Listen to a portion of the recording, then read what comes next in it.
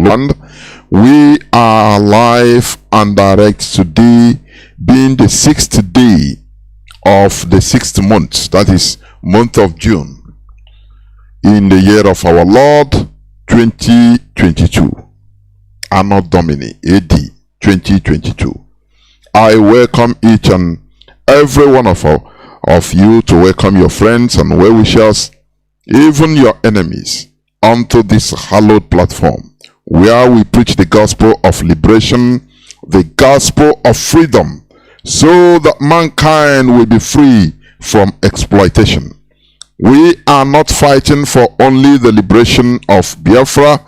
We are fighting for the liberation of those indigenous people that are unfortunate enough to find themselves inside that entity called Nigeria. It doesn't matter whether it's in the south, even Hausa, even the Kanu, even every other indigenous people that are being suppressed, subjugated, enslaved by one's little tiny ethnicity called the Fulani, with the backing of the British.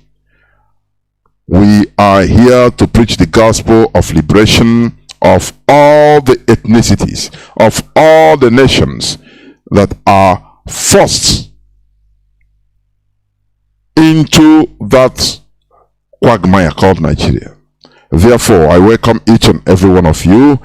Our leader is Mazi Kanu, who is in the enemy dungeon, but make no mistake about it, our leader must be released. He is passing the process. We are in a struggle whereby once we get our freedom, we shall never lose it again. It remains forever as long as this planet Earth exists. Therefore, we must continue. Before I go on, please let us pray. As long as we come on air every evening, the whole world must listen. As long as we preach this very gospel, Chukwokika Biama must be with us. Therefore, we must proceed to offer every prayer to Chukwu Okike Abiama, who resided in heaven. Therefore, as we always commence, not from today, but from of old, our Father who art in heaven, Nanyinke Bineligwe, Kahagedin song, that your name may be hallowed by men, that we may bow at the mention of it, that we may offer every glory unto thee, that we may offer you every adoration and adulation, because there is none like thee. You fight our battles for us. Every blessed day you demonstrate through your kindness and your everlasting mercy that you are our Lord, our God, and our Creator. This evening we offer these your children unto thee.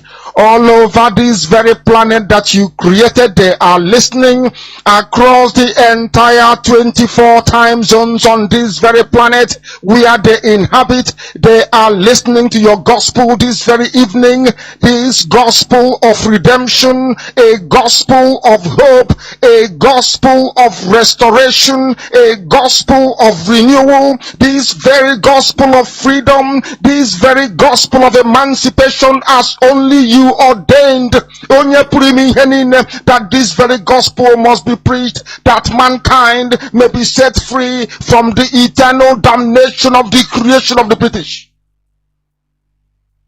My goodness me, I want to remain in the spirit, because we must worship heaven. We answer your name, O Lord of hosts. Everything about us is designed to offer glory unto thee. We have atoned for our sins last year. This very year we have not only atoned for our sins, we have spilled, we have shed blood, they have shed our blood. We have let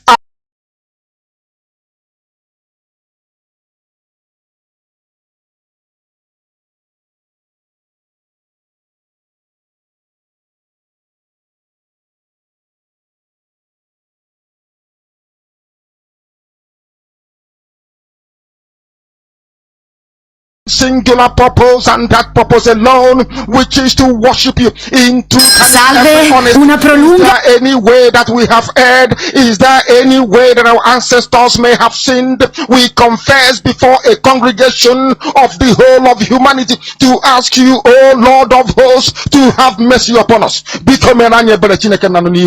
You must have mercy upon us. We have suffered enough. We have been subjugated enough. We have been tortured enough. We have been imprisoned enough. We did not do these people anything.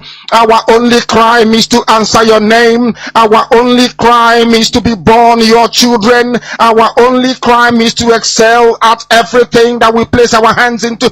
Our only crime is to exhibit your glory and your blessing, which manifestedly is upon our lives every blessed day.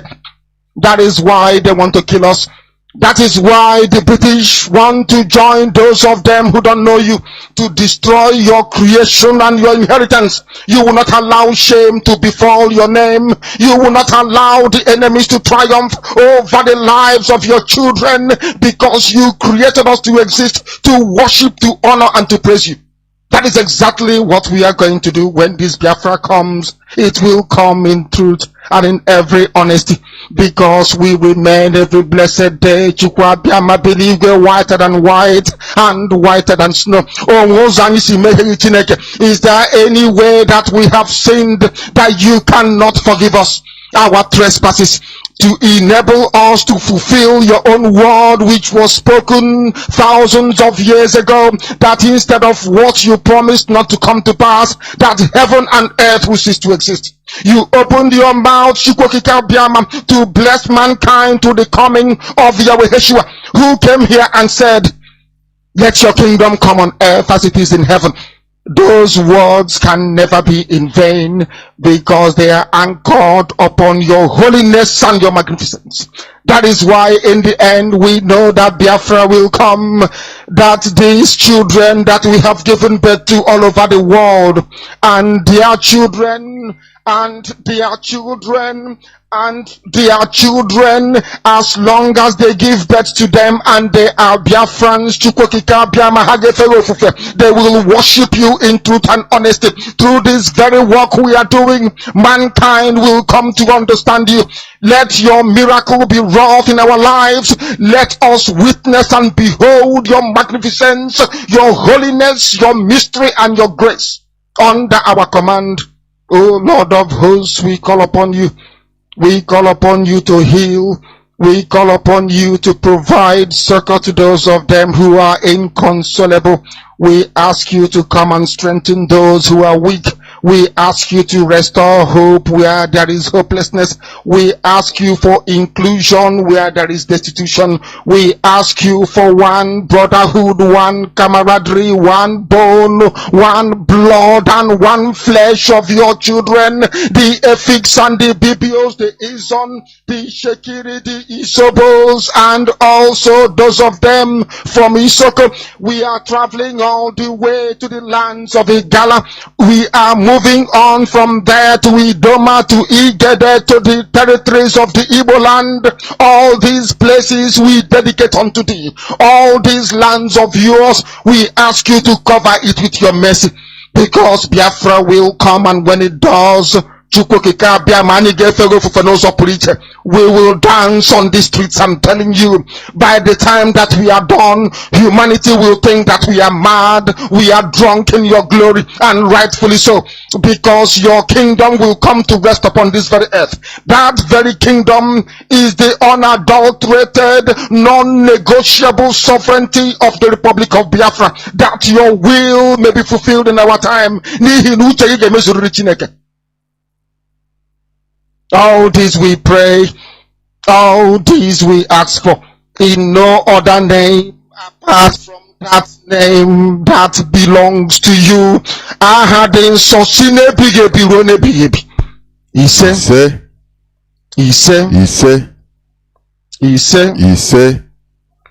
Once again, I welcome each and every one of you to today's edition of Radio Biafra Hausa-Service, coming to you through Radio Biafra London. Today is the 6th day of 2022, being Monday. Do not forget that tomorrow, our HOD, head of the Directorate of the Indigenous People of Biafra, will be on air tomorrow by 7 p.m. Please. Therefore, do not miss the broadcast by 7 p.m. As usual, also, our media confrontation with BBC or against BBC, the evil broadcasting corporation, evil, very evil. We have not attained what we want. Do you understand? Therefore, it continues. You have to be calling them, even if because I myself, I used to call. Today I call almost every day to let them understand, but they will direct you to leave your voice on the computer. Do you understand? Do not be tired, because these people, they must bring down that fake documentary. That is it. You know, our leader said this, that BBC will come direct. Say Britain will come on direct confrontation. Have you forgotten? On direct confrontation, because they will feel that their puppets, that is the zoo government, is not doing enough. So they will come direct, on direct attack against IPOB. Have you forgotten that statement? And they say, know ye that we shall defeat them. Once they come direct, that is the last battle. Did you understand? And now is the time. We want IPOB from all over the world, at least every day, be bombasting them with calls. BBC, just be polite. Ask them questions. If they put you on voice message, please record your voice. They will listen to it. Do you understand? We want every day they will be listening to not less than 2 million Biafran voices. Every day. So please, as our leader used to say, we are practical. We don't just cry and complain and lie down and do nothing, saying that God will do it. No. God is in us, using us to do something for our liberation. That is the reality. Therefore, IPOB has no room for laziness. We must work hard and harder in order to liberate ourselves. No person is going to do it for us. Please do not fail to call BBC every day. It doesn't matter how many times you call. It doesn't matter. From 9 a.m. to 5 p.m. BT, Biafra time. That is the only time you call and get them. Please. Also, do not forget our 1 million man march that is scheduled on the 14th and 15th of June. That is next week. I think next week, Tuesday. I think so. 14th, 15th, Tuesday, Wednesday of next week. Please, if you are able, you should be there, please. Both Biafrans, Oduduwans, and Ambazonians, because we need to tell our story. We need to let people force them, saturate. You know what our leader said? Have you forgotten? That we need to saturate the world. It doesn't matter, you know, when people say no, are they not seeing what is happening? We continue alerting them, making them, telling the same story to the world until subconsciously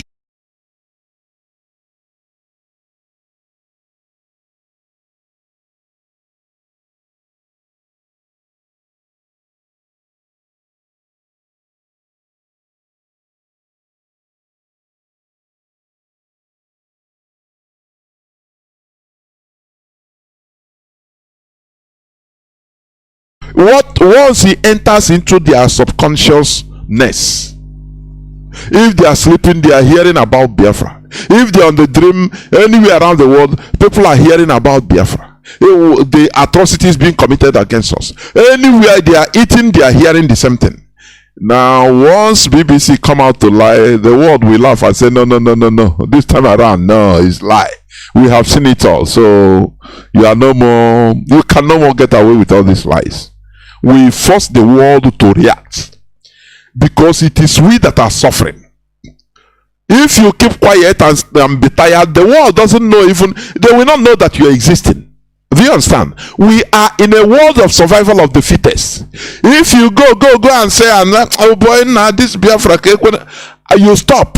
It is you and your generation that will lose, not the world. The world will continue. They even want you to be exterminated. Do you understand? So we must continue telling our stories and making our voice heard on every platform, everywhere around the world. Before I continue, let me read our today's press release, IPOB press release of the 6th of June 2022.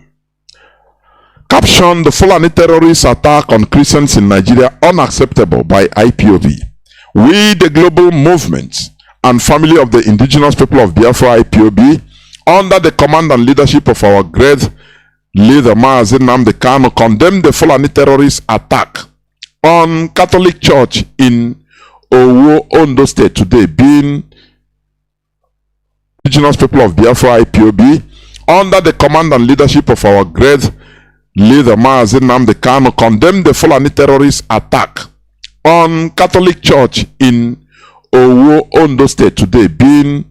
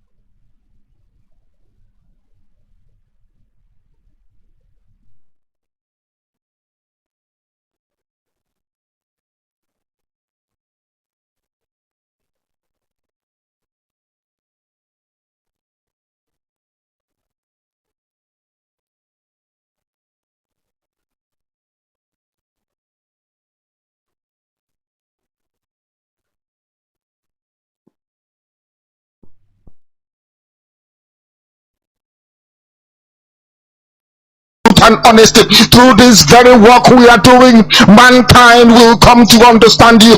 Let your miracle be wrought in our lives. Let us witness and behold your magnificence, your not attend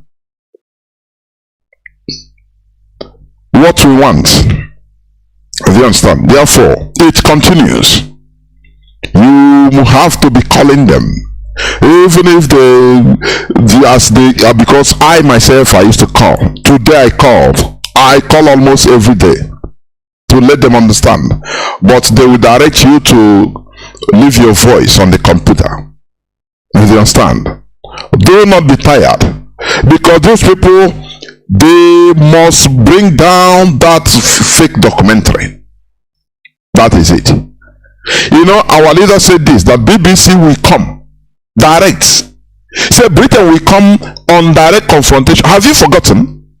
on direct confrontation, because they will feel that their puppets, that is the zoo government, is not doing enough. So they will come direct, on direct attack against IPOB. Have you forgotten that statement?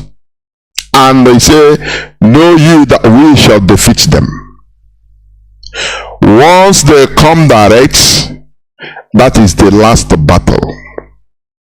You understand? And now is the time. We want IPOB from all over the world, at least every day, be bombasting them with calls. BBC, just be polite, because we need to continue. We must continue. My system is showing yellow buffering. I don't know.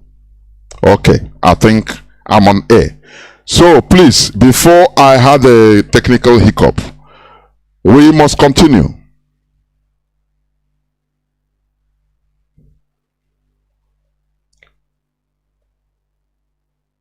We must continue. So let me start afresh on reading our press release.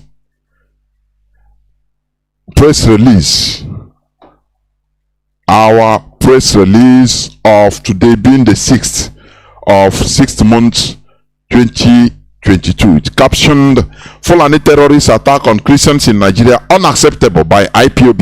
We, the global movement and family of the indigenous people of Biafra, IPOB, under the command and leadership of our great leader Mazi Nnamdi, Kanu, condemned the Fulani terrorist attack on Catholic Church in Owo, Ondo State, yesterday being Sunday the 5th of June 2022. IPOB had repeatedly suggested that Christians should stop their dependence on government of Nigeria for security of life and properties. The reason is that the current regime has only one interest, and that is Fulani interest. Fulani terrorists masquerading as politicians and security agents are the ones heading Nigerian army, police and other security agencies, and are responsible for the recruitment of terrorists who are massacring innocent Christians, Muslims and non-Muslims. We are equally advising Christian Association of Nigeria CAN to stop just condemning attacks from these terrorists from Sahel, or praying to God's or for God's intervention, and start acting in defense of Christians in Nigeria. Condemn does not raise people from graves, neither does it prevent people being killed. Therefore, we suggest again to Christian Association of Nigeria CAN that the only remedy is to be prepared to withstand the terrorists and jihadists who are sponsored by unfortunate politicians and government of Nigeria to eliminate every citizen in the country.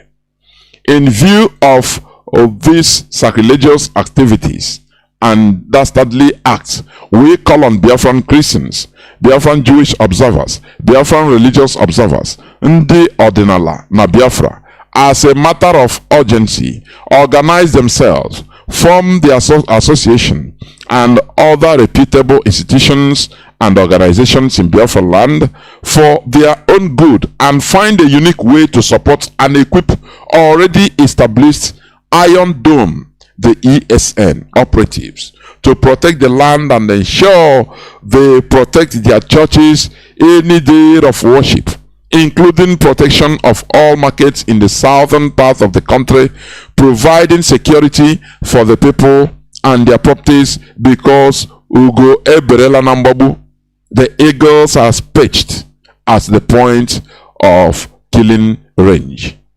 ESN has the training, strategy, and the toughness to confront them and ensure that they do not set their foot in our land. But we need support. IPOB needs maximum support of politicians, men and women of God, and all the above mentioned bodies that may deem it fit to constitute themselves into a strong body and unit or associations All children of God and religious bodies throughout Biafra land should, as a matter of urgency, support this call now that we have the right people and the perfect arrangements to safeguard our land. The killing machine targets politicians, successful businessmen and women, reverend fathers, bishops, and pastors, so as to scare you from worshiping God in churches, synagogues, other worship centers and locations. Our people must understand that IPOB is very ready for difficult sacrificial task for the love of our land. They kidnapped Methodist prelates. They kidnapped Methodist prelate and his bishops.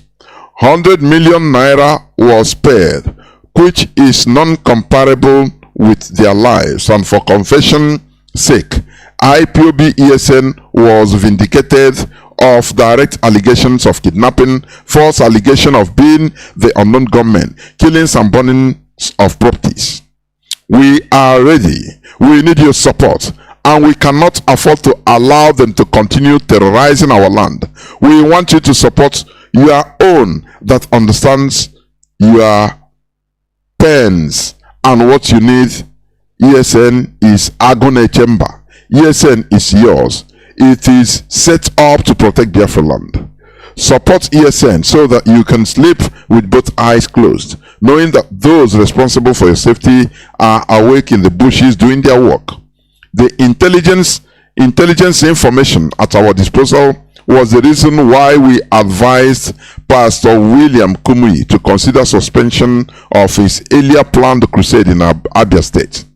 Fulani terrorists would have attacked the crusade ground and provide the Christian Association of Nigeria (CAN) the opportunity they are looking for in order to demonize IPOB. But Chukwuoke Abiama is in total control of our movement and our struggle to liberate our people from the servitude and bondage called the Republic of Nigeria. Comrade Emma Powerful, Media and Publicity Secretary for the Indigenous People of Biafra. That is our press release of today. Therefore, you've seen it. When IPOB said something, people should listen. IPOB had a very big intelligence report, and they advised Pastor Kumuyi to stop his so-called crusade in Abia. And thank God he listened. Because those that are in CAN, most of them are government, I call it government properties. They are the members of the caliphate. What they are looking for is something to continue demonizing IPOB. Do you understand? I heard that Pope Francis, he prayed for the victims of Ondo St. Francis attack. Without even talking about Fulani terrorists. He prayed for the victims only. That is it. They have died. They are dead. Do you understand? And in view of that, I will also read one piece, a piece from one Father Oluoma, that man in Abuja. Let me read what he wrote. He said, if you die for or because of your faith in Christ Jesus, it is martyrdom. The blood of the martyrs is the seed of the church. If you die for your country, it is patriotism. However, I don't know what to call those who die for just being Nigerians. It makes sense here, because I don't even know what to call them. He said, however, I don't know what to call those who die for just being Nigerians. Individuals ruthlessly hacked to death and roasted in fire by rampaging bloodthirsty religious fanatics in a country they say is secular with rule of law. Do you understand what he's saying? Nigeria, so to say, normally is a secular country, but people are being burnt alive for blasphemy. People are being killed for blasphemy, so-called blasphemy of Sharia. And you become confused. What type are we? Which kind of law? Which type of law are we in? That is why, instead of Zumbin talking about electioneering, Referendum is the key, the basic. Do you understand? You know, Nigerians are like once you reach every 4 years they become intoxicated, and you know after that intoxication of electioneering, their brain will cool. They will start understanding themselves. Maybe from 1 year, 2 years, they start shouting, no, is it we that voted? Now, wow, we mistake. Oh, we shouldn't have voted for this man. Oh, no, voting is not the key. Oh, is it? But immediately is reaching third year. They are feeding them with that intoxication, the drug of electioneering. And before when the time reaches, like now, as is, everybody becomes intoxicated. And all they're talking about is PVC. Go and vote a good person. Oh, go and vote. They forgot the pens because they are intoxicated. Now, after they voted, and because what goes on in Nigeria is not election. It's just ceremonial election. I call it ceremonial election. Window display. Just to show people that, people are voting. Let me tell you, how many people have gotten their national identity card? They call it NIN, National Identity Number. Where do they write National Identity Number? Is it not in National Identity Card?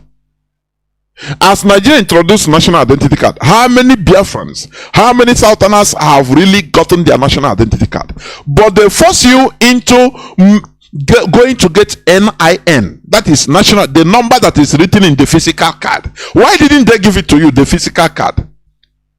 They push you into using your NIN in order to open bank, to do every other thing, but they fail to give you that identity card, the physical identity card. Do you know why? People are stupid, honestly. How many people have registered? They are cutting people's number because of NIN. Instead of issuing national identity card direct to you, they say, okay, they put it in the computer. They will collect all these numbers. They are doing all these cards for election, for election rigging. Do you understand? Many people don't understand. Once you get your NIN, they use your number as in order to vote. That is what Pantami come to do. In their own, all are working hand in hand. But it's very painful that the so-called Southerners, indigenous people, that are so-called learned intellectuals, they don't tell people all the secrets. They tell you, go and take your PVC, go and vote, this and that. That is rubbish. This NIN, which they are just telling you to get it, you get the number. Now, what prevents them from issuing you the physical national identity card, the card itself? Why? Because once they give it to you, they will no more use it for election, for rigging. It will belong to you physically. Do you understand? So that is what is happening. Nigeria does not need any election. It's a shenanigan. What Nigeria needs is referendum. Do you understand? But the power to be, Britain, is forcing everybody to continue being, so that it continue being massacred. So that Katrina Liang will come and tweet, we condemn this this heinous crime. It's not a crime, it's a terrorist act. Call it what it is, by the Fulani terrorists. I have been listening, watching news, even Dutch Well, BBC. They never call the perpetrators of this heinous crime by name.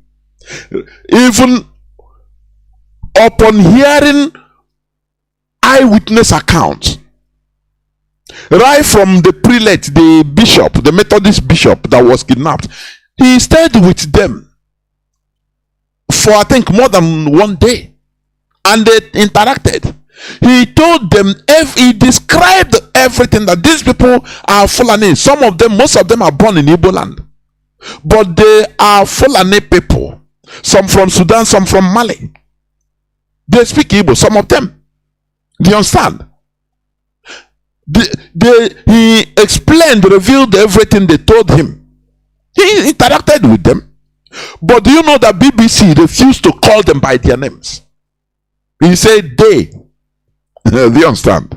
BBC refused to call them by their names. Only if anything happened in Biafra land, BBC will be the first to come out and point to IPOB. There is this separatist that is inactive. Do you see what we are fighting? That is why you need to take your phone and call BBC. In a polite way. Do you understand me? Let me continue reading this man's nice presentation, I should say, or write-up. He said, Father Loma, he said, what do I call those massacred in St. Francis Catholic Church by terrorists that seem to be enabled by some criminal elements in the country? They are not criminal elements anyway. They are highly organized, as late Dr. Obadiah Mailafia said. They are not, you don't call them ordinary criminals, criminal elements. No. These are highly organized religious jihadist terrorists. Right from time, Babangida was among all of them. They are among it. Babangida took $21 billion from the Nigerian safe or coffers and gave to OIC to eradicate Abuja Declaration 1989, to eradicate Christianity and all non-Muslim religion in Nigeria. Do you understand? Have you forgotten? And you are calling them criminal elements in the country. These are not criminal elements. You see, highly, you know, there is a big difference between just criminals and the terrorists. Organized terrorists, they are organized, fighting for one ideology. Had it been these people are fighting for something good, you know, no problem. But they want you. Why do you believe what you believe? That is why we, the indigenous people of Biafra, we are asking for a referendum. Even all these terrorists, let them be on their own and practice. If they want a 7th century Sharia law, let them get it. If you want to visit Casina, for example, you want to visit as a different country, you, after all, you will see some of our people, even maybe living in Afghanistan, if care is not taken. I believe so. Do you understand? When you go there, you know that you are in a different country altogether. Now you behave yourself to obey their law. That is the only thing we ask for. Is it too big to understand? We are not asking for any other thing. So that people will vote and say, it is not somebody, one person will come on because you have access to microphone and your power. You come and say, no, we no agree. No. We want everybody, Dick and Harry, to be given a fair opportunity in order to decide whether he or she wants to belong in Nigeria or not. That is the only thing. That is the only thing. That is why we are being demonized. That is why Katrina Liang is making sure that he use BBC to thwart IPOB, to demonize IPOB, but he cannot get it. So let me continue reading this. If they were told to renounce their faith in Christ Jesus and they refused and got killed, I could call them martyrs without hesitation. They were killed because they were unfortunate to be in Nigeria. Do you see it? These people were killed because they were unfortunate to be in Nigeria. Where killing is now as easy as ABC everywhere. Let's leave nomenclature for now. This man is now calling on people, Christians. He said, knighthood was established to protect the church. If I am not mistaken, from external aggression, it is time to up the game. I plead, appeal, and suggest that knights in the church should organize and get licensed guns. Drop the ceremonial swords for now. Get government licensed guns, get some members trained, and carry the guns concealed for eventualities like Owo massacre. Self-defense is not against Christian and Catholic doctrine. Do you understand? You see, do you know that knight, this knight, KNIGHT, which they are giving people now as a honorary membership or something. The original knight, it was soldiers. They were meant to fight for the church, to protect the church. They were the foot soldiers, fighting soldiers of the church. But since religion and state was differentiated, was separated in Europe, now they pacified crusade, they pacified the knights, they have pacified everything, because their government has power. They build up institutions in government that has power to protect their people. Do you see why I say that, you know, giving us something foreign is very bad? Because we didn't start from scratch. We didn't start from the scratch. The Europeans that brought all these things pacified it, because they have built an alternative thing, government, very big institution that will be able to protect them. Before, they were being protected under religion, under Christianity. They were fighting. Christians were fighting physical wars to protect people, to protect the faith, protect government. But after they now pacify, before pacifying this Christianity, now they build alternative. Do you understand? That is why in a place like very primitive Nigeria, where they impose Christianity, pacified Christianity, I say pacified Christianity to the people, it becomes a problem. Because people didn't know how this pacification started. They thought that it was like this. That is why Christians are now butchered. Because even the government that should protect them, they are the ones orchestrating their killings. Do you understand? Do you see the difficulty? But in Europe, if anything happened, have you forgotten Charles Hebdo, where the whole world in France was stood still? Government took it as a, they fought, they made sure that they cleared the whole people involved, and they trace even where they come from, even if it is outside, because they built an alternative system to protect the people. But in our own, no system to protect us, and they told us, don't protect yourself as a Christian. No, if somebody slap you, you give him another ear to slap. That you say, Bonya Hasi, the onion work like this. This person I'm reading is a reverend father. Now they're understanding the reality. That the night they know, night of St. John, night of St. Molumba, night of St. This, night of St. All these are commanders of physical fighters. But they've pacified after they give you a ceremonial sword. No, that sword, it is time for you to use gun.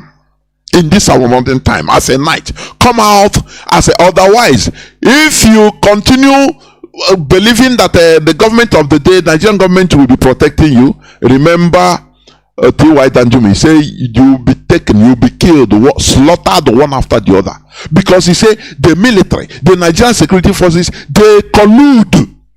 Somebody of that hierarchy to tell you that thing, that they collude, that you are no more safe under the Nigerian military, under the Nigerian security apparatus. You need to form one way or the other to protect yourself, otherwise you die like a chicken.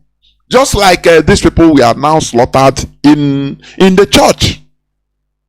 In the church, people that many of them have appointments and say, okay, let me go church and come back. Oh, I will do, but they just die like that because they are in Nigeria. Because they were waiting for the Nigerian military, Nigerian security. They believe that they are protecting them. The people that are protecting them are the people that are killing them. Do you understand? The whole people in the... We have had many direct reports. Have you forgotten the military boy that said, he said it openly. Let me check whether I can still get his clip. Yes, I can. He said openly that he has lost hope on the Nigerian military hierarchy. Have you forgotten? That anytime they want to pursue, now let me play it, please. Anytime they want to pursue the terrorists, the order will come from above and say, no, leave them, stand down. Let me play it for you to understand. He's a military man. Listen, please.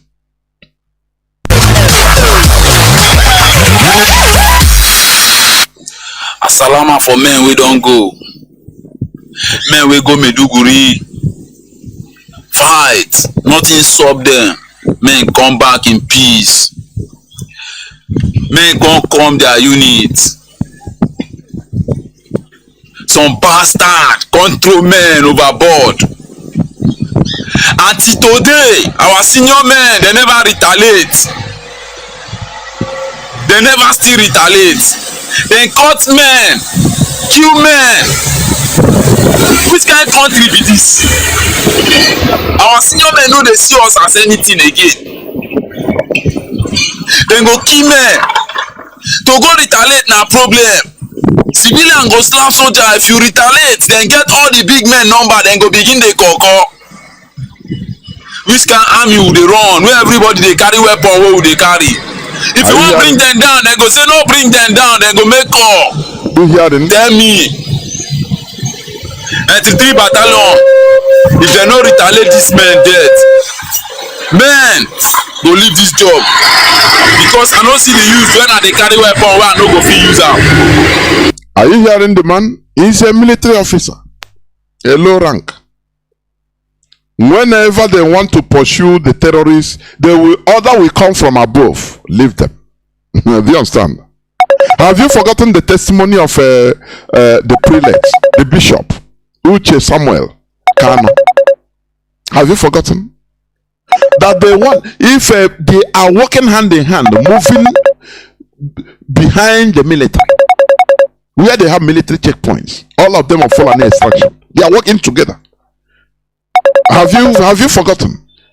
I wonder why BBC cannot even go and make investigative journalism about it. I mean, investigation about this and reports. No, they will not, because they are Biafra spirit will kill them. Let them continue. All these testimonies, nothing. But it is still stupid of people to believe that believe on Nigeria security forces. I'm telling you, to protect them. If anything is happening, like in the case of the attack, you know, the other time they say, you know what DSS wrote? They brought out a memo that they had intelligence that IPOB wanted to attack this and that. You know, flying kites. But they didn't have intelligence of the Fulani terrorists that they killed, slaughtered many people in Ondo Church. No, they didn't have that intelligence. Do you see people that the worst part of it is that people still believe, calling on the security forces to help them. Do you understand the stupidity of Nigerians are stinking, honestly speaking. It's highly stinking. Normally, the people, the non-Fulani indigenous population in the Nigerian military, police, all the civil defense, all the forces in Nigeria, they should come out to protest and say no, enough of all these things. Anything we want to do, because they have the Fulani on top. They are the senior men this man is talking about. The Fulani, they are on top. Anytime that they will give order, don't do anything, just stand down. And there's nothing they can do. But they can do nothing. They can do something by rising up, organizing themselves, even in the military. Because otherwise you'll be killed. If you wait for Nigerian government, military or Nigerian security forces to protect you, you will be hunted and slaughtered one after the other. Do you understand? Okay. That is the main thing that mostly this man is talking about. I don't want to continue the reading, please. He said it all. He said people are slaughtered because they are Nigerians. That is the reality. People are killed because they are Nigerians. He said he don't know what to call them. Because if you die for what you believe, you become a martyr. But if you die because you're a Nigerian, slaughtered as you're a Nigerian, now we don't know what to call you. Pope has spoken. What he said is he prayed for the victim. The victim of the heinous crime. He called it heinous crime, like Katrina Liang. Because they borrow their wardens from the British. If you understand. I used to monitor them. Because Nigeria belongs to Britain. So any person that wants to speak internationally in any way, they will borrow their statements from the pattern of Britain, BBC. That is what they follow. They don't come out and say, no, it's terrorists. No. They say, unknown gunmen, unidentified gunmen. Do you see it? Captain Alian say, this heinous crime. This people against the people that committed this heinous crime. And I say, this is not a heinous crime as per se by criminals. These are terrorists. Do you understand? This is a grand terrorist organization, Fulani terrorists. That is the reality. Today, I'm going to talk, but not much, on the topic that says an independent country. An independent country. But before that, let me check whether I have some news headlines, of which I should. News headlines.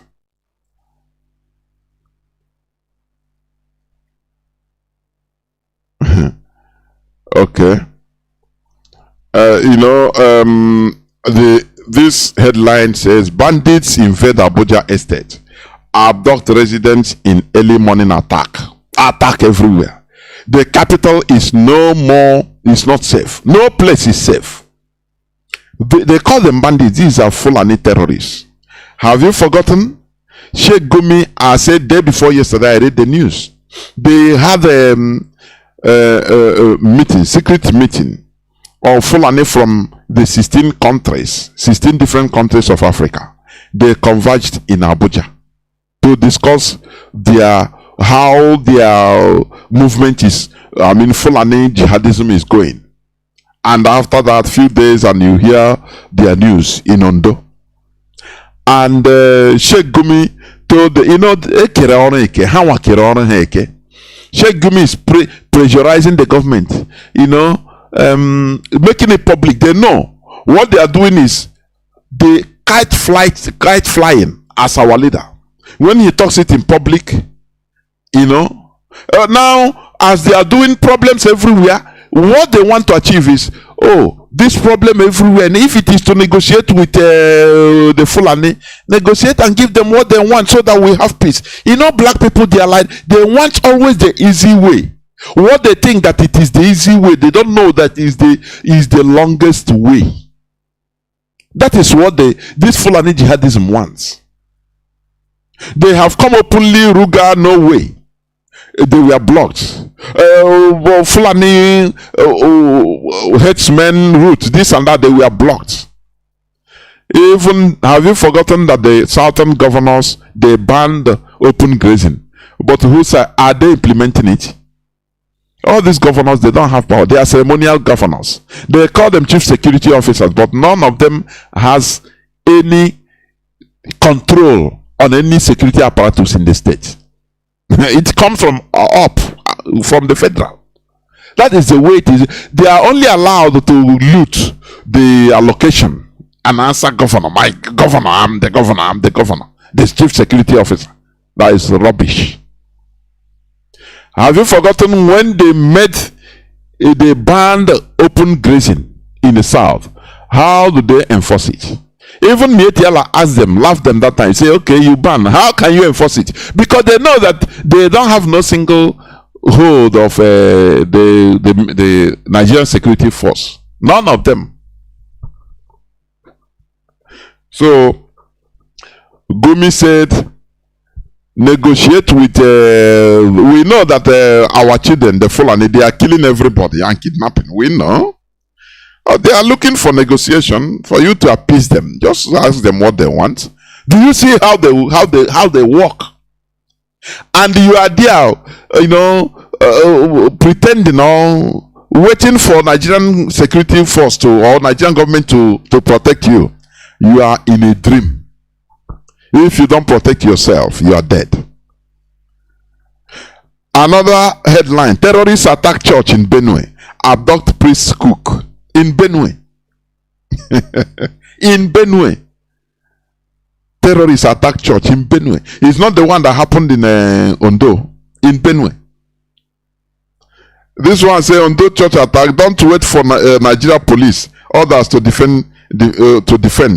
Defend yourself. I laugh. I'm laughing. These people are comedians, honestly. Are they protecting themselves? Are they protecting their people? Ohaneze? Are they protect? That is a question. They are giving others advice. Are they protecting themselves? Yes, saying that is meant to protect our land. They brought foreigners. They brought the Fulani military to kill them.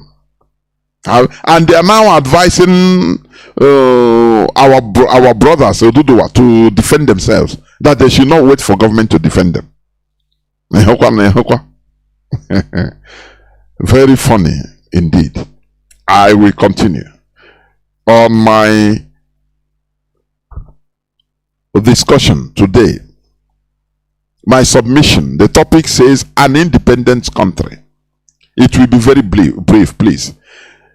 Independence is a condition of a person. According to definition, independence is a condition of a person, nation, country, or state in which residents and population or some portion thereof exercise self-government and usually sovereignty. That is the authority of a state to govern itself or another state over its territory. The opposite of independence is status of a dependent territory. Okay. But there is more to the above definition. There is more to the above definition. A powerful countries like Britain smartly devised a way to go around normal independence. They turn independent country into vassal states, where a country is only granted territorial independence, but completely serving her interests. I say completely serving her interests, totally serving her interests. They subtly force the ruling class to destroy meritocracy, as the case in Nigeria. To destroy meritocracy, encourage clanism and corruption. You understand? They encourage clanism or tribalism in a way where, in a place where they speak the same, they are the same, of the same tribe. Now they divide themselves into clans, like that of Somalia. You know, Somalia, though a homogeneous country, it was divided into clannish interests. Somalia, as you hear, unlike many African populations, the overwhelming majority of the Somalis are part of a single homogeneous ethnic group. Just one single ethnic group. All Somalis are Muslims and share the same language and culture. Nevertheless, one of the most terrible civil wars in Africa has been waging in this country for many decades. What do you say that? Because they are not independent. Because powerful countries like Soviet Union, America, we are using Somalia to play, to play their conduit game, their secret game during the Cold War. Do you understand? So there is more to the definition of independence. There is more to that. Do you understand what I'm saying? When they say, oh, your country is independent, no, foul. You will only be independent when you have complete control of the country. When you, I will come to that, please. Let me not preempt. I'm talking about an independent country. Nigeria is never an independent country. Do you understand what I mean? Nigeria is never an independent country. What we are fighting for is the real independence. Real independence. Do you understand me? Because we have the right to do so. Real independence. So, as I was saying, Nigeria was granted territorial independence on the absolute terms of the colonial masters.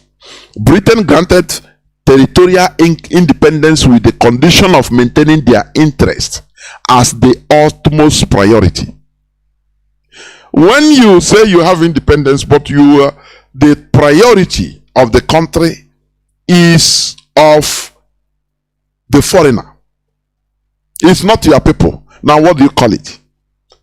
Priority. Do you remember when I played the clips of Ohaneze Ndigbo chieftain talking about how they accepted us, the people, to be marginalized just for Nigeria to move forward, just for the unity of Nigeria? Now they put the sacrifice, they put us as sacrificial lamb.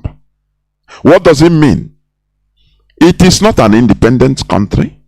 They don't, because we don't have charge of over our destiny, over our future. We are not in charge of ourselves.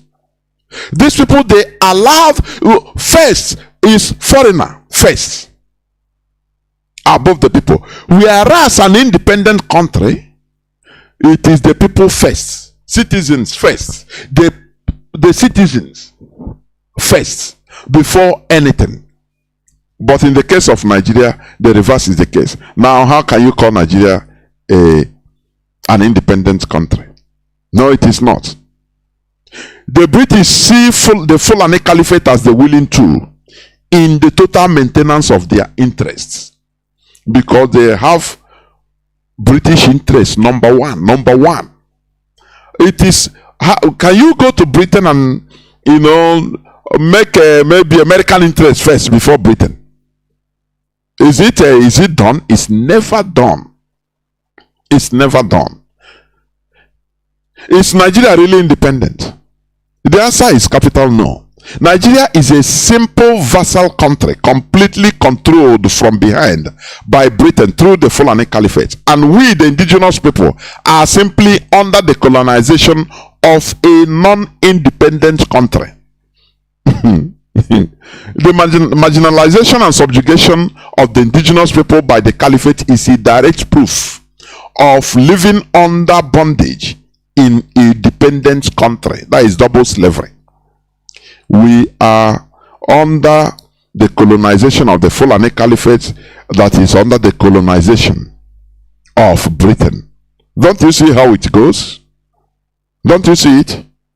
That is why we are doing what we are doing. When we cannot have charge over our security, when we don't have charge over anything concerning ourselves, what do you call it? We are under slavery. We are not independent at all. Africa, they understand independence as only territorial independence. Yes, independence starts from territorial, yes. But there is more to it. And the Europeans, they smartly devised this other means of using long hands controlling you from the shadows. Do you ask yourself, why is the British High Commission is the one running Nigeria? Anything that happens, he will come to talk to, he will talk for everybody. He said, no, we want the unity of Nigeria. That is what we want. It doesn't matter how many people are killed a day because of their Nigeria. No, everybody must stay together. Is it not absurd? This woman did the same thing in Zimbabwe. Whenever there is an election, the woman, this Katenaliang, will be the first person to come and announce the election results in a country, so-called independent country. And there they crown him. They say, they crown her. They say, you are dealing with all these black monkeys, African monkeys. Come to the giant zoo.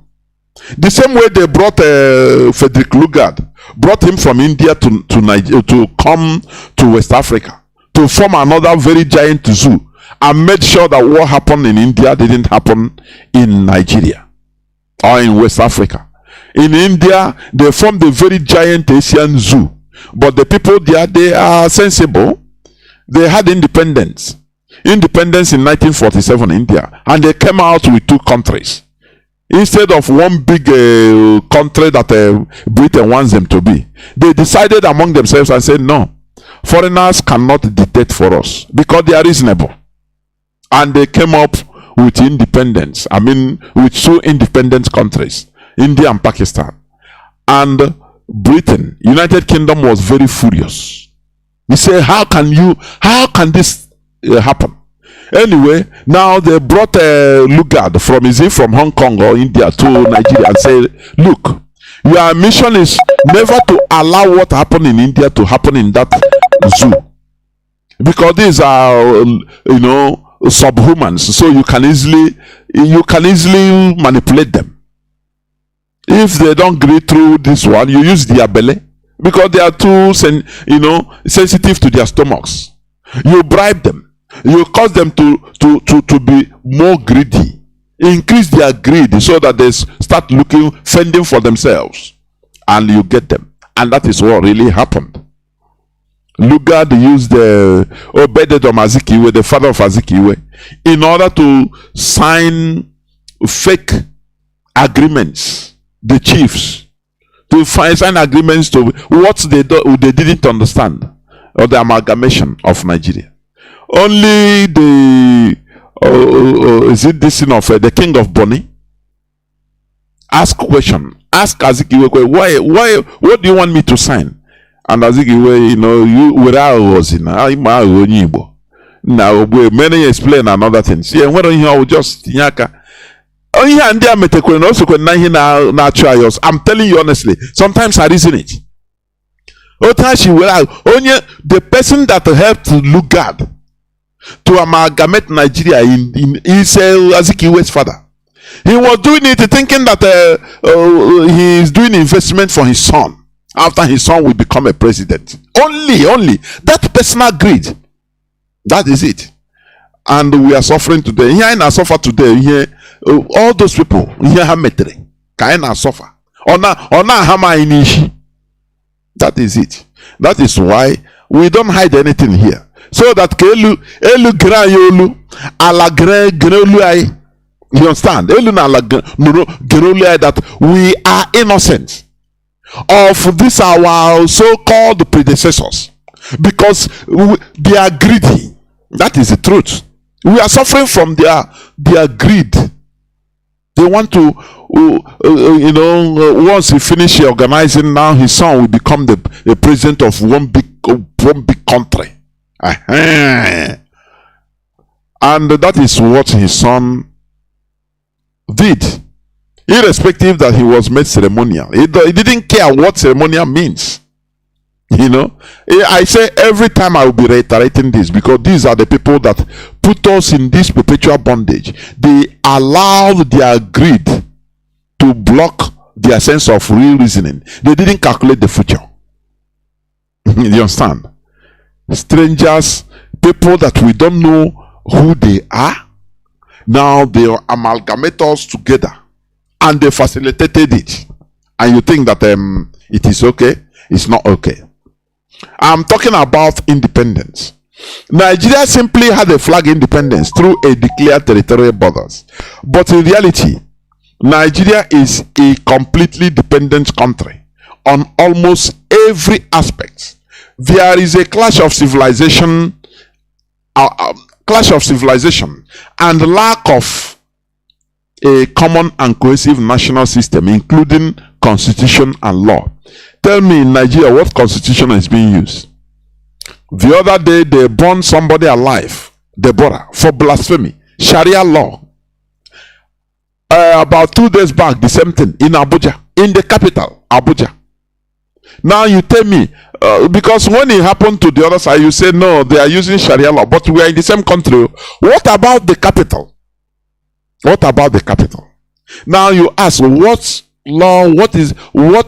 constitution are we using?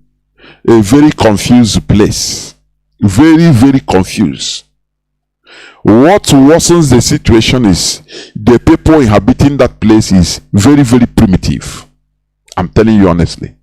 That is why the Fulani have the audacity to continue doing what they are doing. People, look at what happened.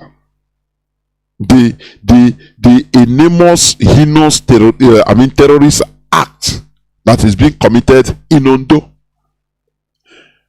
Can played it down. What do you call him? Pope Francis said, hey, okay, I'm praying for the victims of those killed.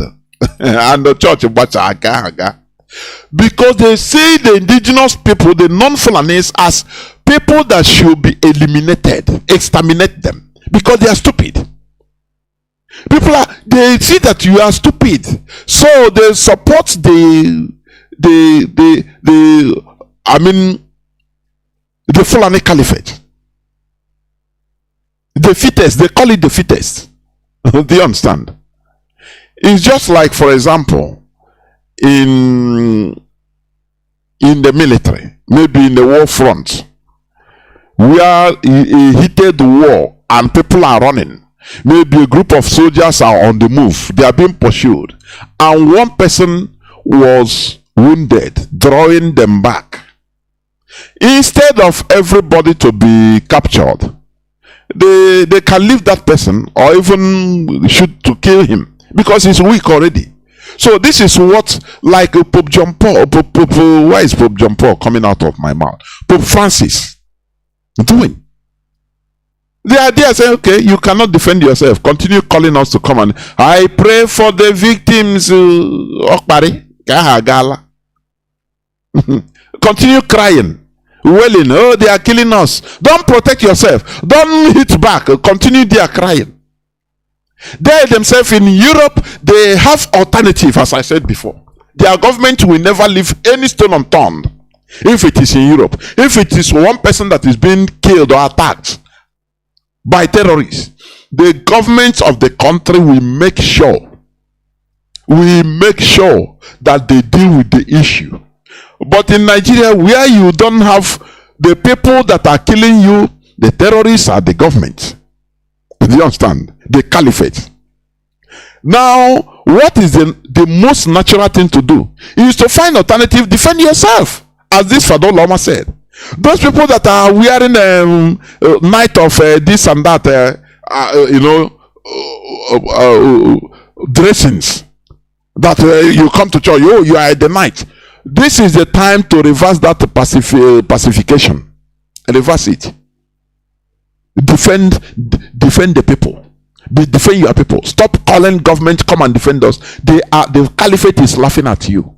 How do you think that bandits, so-called bandits, moving in hundreds on motorcycle, hundreds, moving around freely, the military they don't see them, right? They don't have drones to see them. They don't notice them. But in our land, in Biafra land, they brought police and military everywhere, full everywhere. They call it, say, it's anti-secessionist. Don't you see something there? We must continue. As I said, Nigeria simply had a flag independence through a declared territorial borders. But in reality, Nigeria is a completely dependent country on almost every aspect. There is a clash of civilizations and the lack of a common and cohesive national system, including constitution and law. Nigeria on paper is a secular country, but people are being burnt alive for blasphemy under Sharia law. Does that make any sense at all? Just calculate it. Does that make any sense? Nigeria is a secular country, but people are being burnt alive, stoned to death under Sharia law. Does it make a sense? Yes, a country's independence starts from territorial independence, yes, and continues to economic development, including capacity building. That is building productive society. All these things, do you have it in Nigeria? The caliphate, do they even understand what is building a productive society? Do they understand it? I was talking with somebody that have lived in Daura, in Castina, in Daura. He said the people in Daura, even they are talking against the impostor, the present government. I said, why? They build, is it this school? Is it Navy school or which school? They build school. They build many infrastructures there, many institutions there in Daura. But the people are still complaining. The man said, no, they are complaining because Buhari didn't always share the money. What they want, because they don't work. All sharing money. So that is what they want. They bring bundles, and every week they share them. So how can you be in a country with this type of people, of this mentality? How can? If you are progressing, we are progressive people. They draw us down. It's just like putting bicycle with a jet fighter on the same, say, oh yeah, how do I say? Putting bicycle now with a pedal the bicycle, manual bicycle, with Lamborghini sports car in a good road. Now you put them on a race. Do you understand me? Is it possible? What they did us in Nigeria is, we are running too fast. Now they slow us down. They draw us back and say we must not even running like them, but we must be behind them. Don't you see how annoying it is? We are running like jet fighter. Now they say no, they cannot cope up with us, so they must draw us down, make us to jettison our capabilities, so that we stay like them, and now they will be controlling us. Have you been, for example, driving and moving in a narrow road, following this 911? This Mercedes, old Mercedes lorry, 911, we call 911, with luggage. And he is slowing, maybe he's going on 40. And you cannot overtake it. Do you see how annoying it is? You're supposed to be going in that express road, maybe 160, 140, 160. And lo and behold, this 911, this big lorry with load is blocking your road. You are following, it's going on sometimes. If it's a little hill, it will be going on 30. Now, your car, you have the capacity of going even 200. But you cool down following it. Do you see how annoying it is as the driver? You want to overtake that lorry, but no way. It block you. That is what they are doing us in Nigeria. We should keep quiet. There is somebody that one time, I think it's a northern politician. He tweeted that he even bought a innocent car. He bought an innocent car to show that he is even he is even Igbo lover. So that is why he bought an innocent car. And you see that mentality. I wonder, I say, buying innocent vehicle that's supposed to be something of national pride. But the Fulanis, they are seeing it is a Igbo thing. In one country, that is why they make every policy to bring us down, to bring innocent down. Don't you see how they bring this this man cement down? So that and be helping Dangote, laundering money through Dangote, doing everything, giving him waivers. He doesn't pay anything, so he's moving. That is what they want. They are bringing us down. We are completely colonized under a dependent country, under a colonized country. That is, I called it double slavery. And we must remove ourselves from it. That is what I'm saying. Do you understand? When there is no move to develop the human resources, the country will totally depend on foreign help for the most mundane necessities, including toothpick. Foreigners will find a vacuum in providing the products of the human resources development, thereby relegating the country down to ceremonial independent country. That is what Nigeria is, ceremonial independent country. It's a place where people are, we have peculiar people. We have people that can make things happen, but they, demobilize us. They made us not to at all belong, so not to bring out our capacity or capabilities.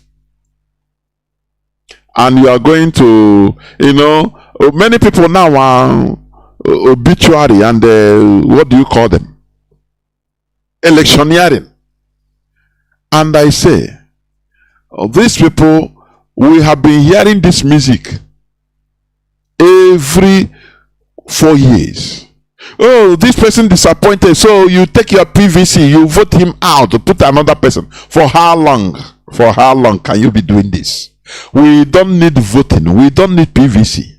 We don't need elections now. What we need is simple referendum. If they want this thing to start, to stop, a referendum. If they want people not to be slaughtered as they did in Ondo, just referendum. It will solve the problem. Do you understand? Referendum. What we need is revolution. Revolution, we have different revolutions. American Revolution is called the American Revolution. Do you understand? And they got their country, America. Do you understand me? They declared independence after they call it revolution. So, what we are doing is revolution. They have Mexican Revolution in 1917. You understand? In their own. Before that, even they had the wars of independence with Spain in the 19th century. So, what we need is a referendum. People should be radicalized. Nigerians should be radicalized to grow above this shenanigan they call electioneering every 4 years. Once European Union send their delegates to come and ratify the imperfect election of the Neanderthals they created, they will say, oh, anyway, people died here and there, but the election, though people died, but due to election violence, and there were election malpractice here and there, but it cannot affect the overall result. So the election is free and fair, and the primitive Neanderthals will clap because their masters has validated it. Do you go and validate their own? Do you see what Boris Johnson is suffering today? They have to vote him in a vote of confidence or no confidence. They have to try, because you know why? Because they caught Boris Johnson, the Prime Minister of Britain, having birthday party, attending party during the lockdown, COVID-19 lockdown. So it rose, people stood up because the people, they are enlightened. They are political in nature. They say, how can this man just put us under lock and key only to be enjoying, going to parties?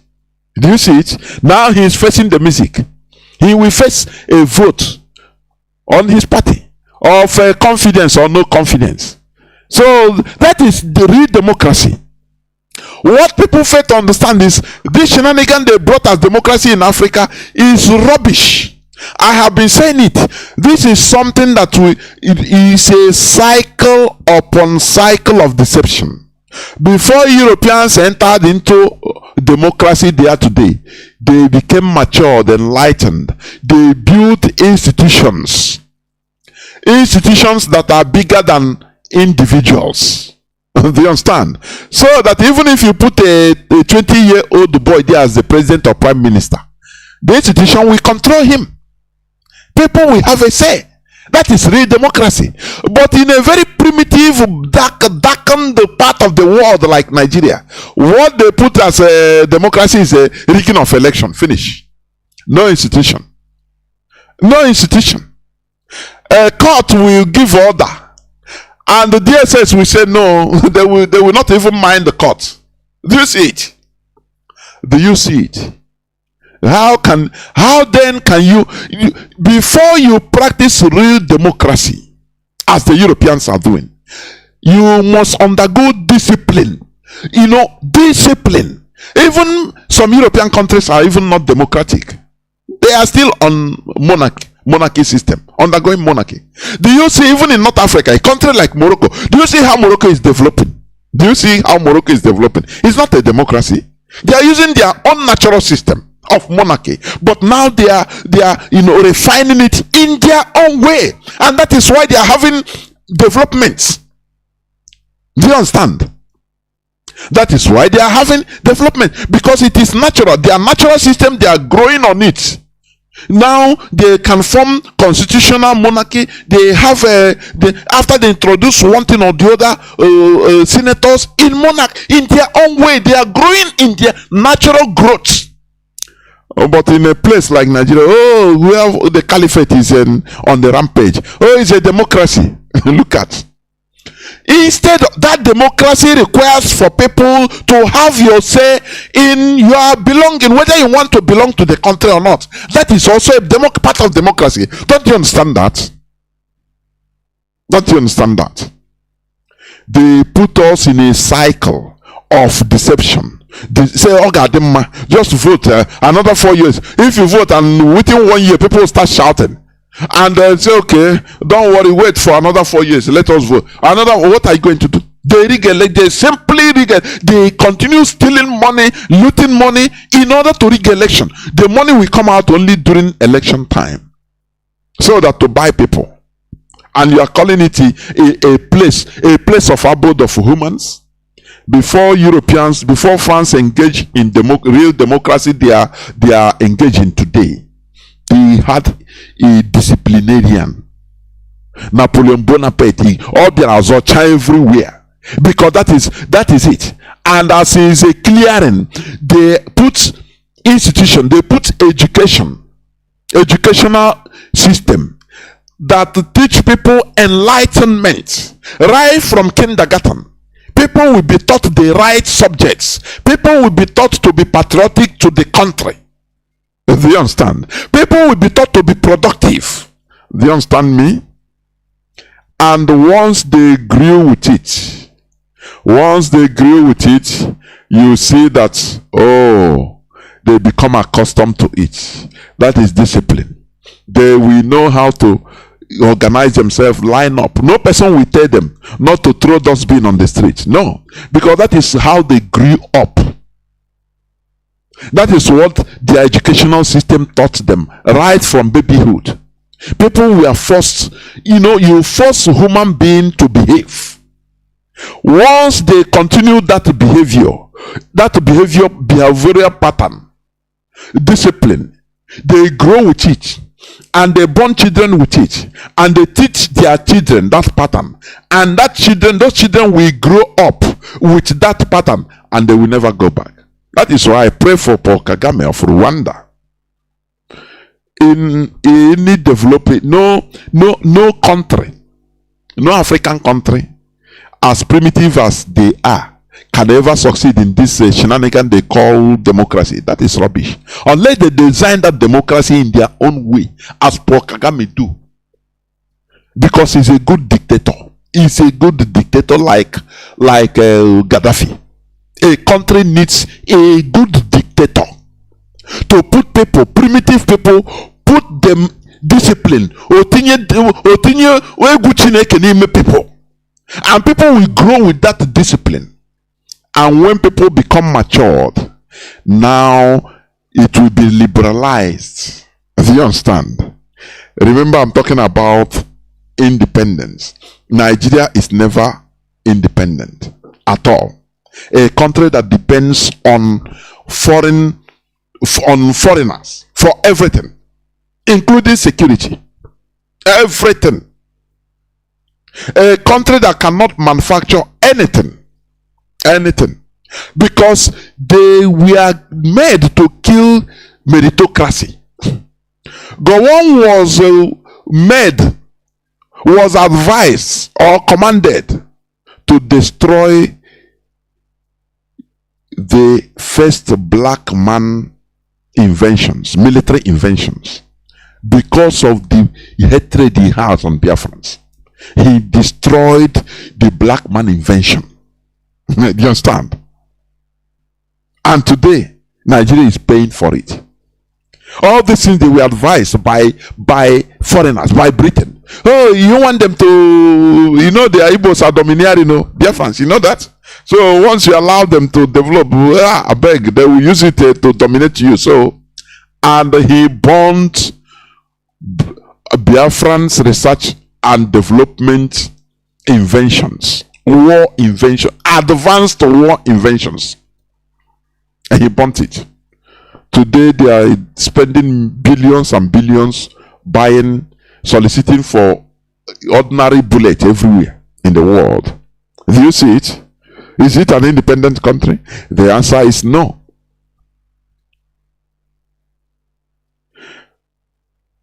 Okay, let me continue. In Nigeria, as I said before, the governors who are known on paper to be the chief security officers of the state have no single control of any security apparatus. They are only allowed to control the financial allocations. They are typical examples of what we call ceremonial chief security officers. This is why they can't control or stop the terrorist attack by the Fulani jihadists. This is why people are being slaughtered, because they are not in control. All these things, they'll come out and talk to you on television or physical, this and that. Oh, we do. They know that they don't have no single power over security. They don't have no single power. They get reports, yes, but they don't have single power to control anything. Only what they have power to do is they give them allocation. You know the way Nigeria is structured. They give them allocation and they encourage them to steal it. That they will be, don't worry, in this allocation, remember, Kwankwaso will have 10% from your own allocation, so that he can be behind you as your godmaster, as your godfather, as your caliphate godfather. And they will encourage you to steal the money. Once you loot it, they will put, they will make sure that no visible developmental plan or infrastructure is being built. Everything is wayo, like what they do, like what Okorocha did. He will just pour clay on the road and use black paint to darken the place, paint the road, and they say grade the road and paint it, and they say, oh, he tied it. Once you take photo from up, everywhere will be shining black with white on in the middle, the white paint that goes on the bitumen. People now, they encourage them to cheat their people. That is double slavery, because the caliphate is already a vassal state, a vassal country, running a vassal country for the British interest. Now, we, the indigenous people, we are under the caliphate. Do you see that? We need to remove ourselves from this. We need to rise up and stop, believing that Nigerian government is for us, that Nigerian government is going to protect us. No, because Nigeria is not an independent country. Independent countries think independently. They function independently in most ways. Do you understand? Borrowing money, anything you import. All that matters, once you call, just ask, interview any Fulani buffoon, the caliphate buffoon, in office as a politician. All he knows is Nigeria has crude oil. We have natural resources. They never one day mention about the resources, the human resources we have in Nigeria. They don't mention it because they don't know how to develop human resources. They don't know how to invest on human resources. Rather, they import things that other countries that developed their human resources produce. How do you think that we continue in this dependency? How do you think so? How do you think so? Something that we can be able to do. During the Biafra Revolutionary War, I call it Revolutionary War, not Civil War. It's a revolutionary war. During the Biafra Revolutionary War, Biafra built every equipment that we use. Do you understand? Refinery, everything, airports, everything was built locally. Bunkers, Ojuku bunker in Omoaya, in Ziteboma, in many other places around Biafra land, it was built locally. When you go to Omoaya bunker, War Museum, you will doff your cap for Biafrans. I'm telling you, people that are able to do this under duress. What about if we have our own independent country? Because what we are doing is real independence of black race that is going to start from Biafra. It doesn't mean that we are not going to do business with other countries. No, we are going to do business on a win-win situation, equal situation, not a master and slave, as Fulani Caliphate used to say. Oh, that Oduduwa Yoruba should remember their relationship, master-slave relationship. That is what is coming out from the mouth of these people. And they are not domineering. That is what baffles me. I don't know the type of medicine they give to Nigerians. They will see their killers, and everybody will not do anything. Instead, they will be attacking people that are rising up, making people to rise up to save everybody. It is really absurd, honestly. They will be attacking Igbo man, hatred Igbo man, but the Fulani are on the rampage everywhere in the whole of the zoo called Nigeria. Is it not absurd? It is highly absurd. It is highly absurd. Instead of lining up for 2023 election, I am saying this: every indigenous people in Nigeria should join IPOB in the quest for a referendum to start from the scratch by asking the population whether they voluntarily want to belong to Nigeria or not. We want a country where everyone, through meritocracy, should heartily participate in her development and advancement. Something completely unobtainable in Nigeria. This is why we are agitating to restore Biafra, where we could be in charge of our destiny. We being independent doesn't mean that we wouldn't do business with other countries. No, that has been the fear of Britain. That once we have we restore Biafra, that they will, they will lose in our oil. No. Instead, you will have more to gain. Do you understand? Instead, they ask, I think is what is the name of this man that interviewed our leader? Our leader said something. He said the developed countries, they are more interested in countries that are really progressing, advancing. You understand? They have a lot to gain more. Do you know why? Like if Britain doing business with Japan is a developed country. Doing business with Japan, they have a lot to gain and they will make more money. Do you know why? Because Japanese have more purchasing power. They are more rich. It's not like a miserable Nigeria, where people, more than 70% lives below poverty line. What can you buy? All garbages. When you get a car, for example, a Tokumbo that has been running in Spain for 20 years, bring it in Nigeria, it becomes a new car for you. You buy it, it becomes a new car and you are happy. How much did they gain? But it would have been better in a developed, if for example a developed Biafra, whereby we need new car that will be buying. People can be able to purchase new cars instead of going to old used vehicles that you throw as a dustbin in Europe.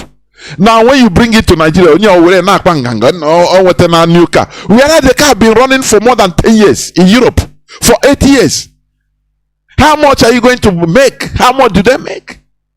But when you have the purchasing power, you can purchase, when most of the citizens can purchase new vehicles. Imagine Toyota, imagine Mercedes selling new vehicles every blessed day. People buy new chassis vehicles. Many people, because people are rich, people can afford it. Don't you see? But Britain wants to be stealing, always stealing. When you are accustomed to buying stolen goods, something that maybe they say 1 million naira, before you know, somebody bring it and you buy it 50,000 naira or 20,000 naira. You become accustomed to it. You are a buyer of stolen goods. You are complicit in the stealing. Do you understand? So Britain have everything to gain in a developed Biafra, in a restored Biafra. That is what we always tell them. All these their fears are unfounded. All these their fears are unfounded. Does Europe still oil from Russia? Does Germany, that depends on Russia gas, still gas from Russia? Don't they do business on equal basis? And the thing is moving on. Everybody is respecting the contract on a mutual benefit.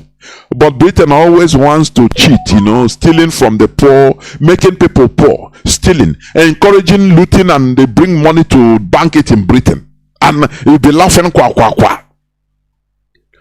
So, what we are doing is to restore Biafra, where we could be in charge of our destiny, where we could be truly independent with respect to international laws. Do you understand? Where we could be defending our people, where the political class, the priority will be defending the interests of the people, of the population, not defending the interests of the British. No. Do you understand? That is what we are clamoring for. And that is why we are fighting a just cause. We are fighting a just cause. The same way Britain removed themselves, fought their way, and became independent from the Roman Empire in 410 AD. They removed themselves and they fought their way out of Roman grip. That is the same way we are trying in order to remove ourselves from the bondage of Nigeria, because Nigeria is not an independent country. Once a country is being controlled by the caliphate, what matters to them is their religion. They are intoxicated with religion. Once they have a power that allows them to take over everything, they put everywhere like a desert. But then my Lafia said it. He said, have you reason why anywhere the caliphate goes, even if it is a tropical forest, within small time they turn everywhere into desert? Because this is who they are. They are locusts. They don't build up, they destroy. Because they came from deserts, they always make everywhere to be desert, both intellectual wise. Do you understand? They put mediocrity, make people, once that, what do you call it? Nepotism. As far as you are their person, you are Fulani. It doesn't matter how you merit the job, you don't merit it, that is not their problem. They put you there. Destruction always. Do you see the killing that is going on in our land? Nigeria is not able to stop the jihadism because they are the ones sponsoring it. Have you imagined when Deborah was burnt, that girl from Niger State, burnt alive in Sokoto? Do you see how many, all of them, the Fulani Caliphate governments and clergymen, all of them came and were applauding openly? What about those that were arrested? Did you ask what happened to them? They have been released since, secretly. That is how they behave. So, how do you think that a place like that can, continue? How do you think that it will advance? They are not interested in advancement, in brain. That is not their problem. Ahmad Bello said, if in authorization agenda, they don't care. Once they cannot get a person that is qualified for the job from them among themselves, they will bring a foreigner. Do you understand? In the same place they call Nigeria with you, how do you want to continue living in a place like that? It's suffering. Let us call a spade a spade.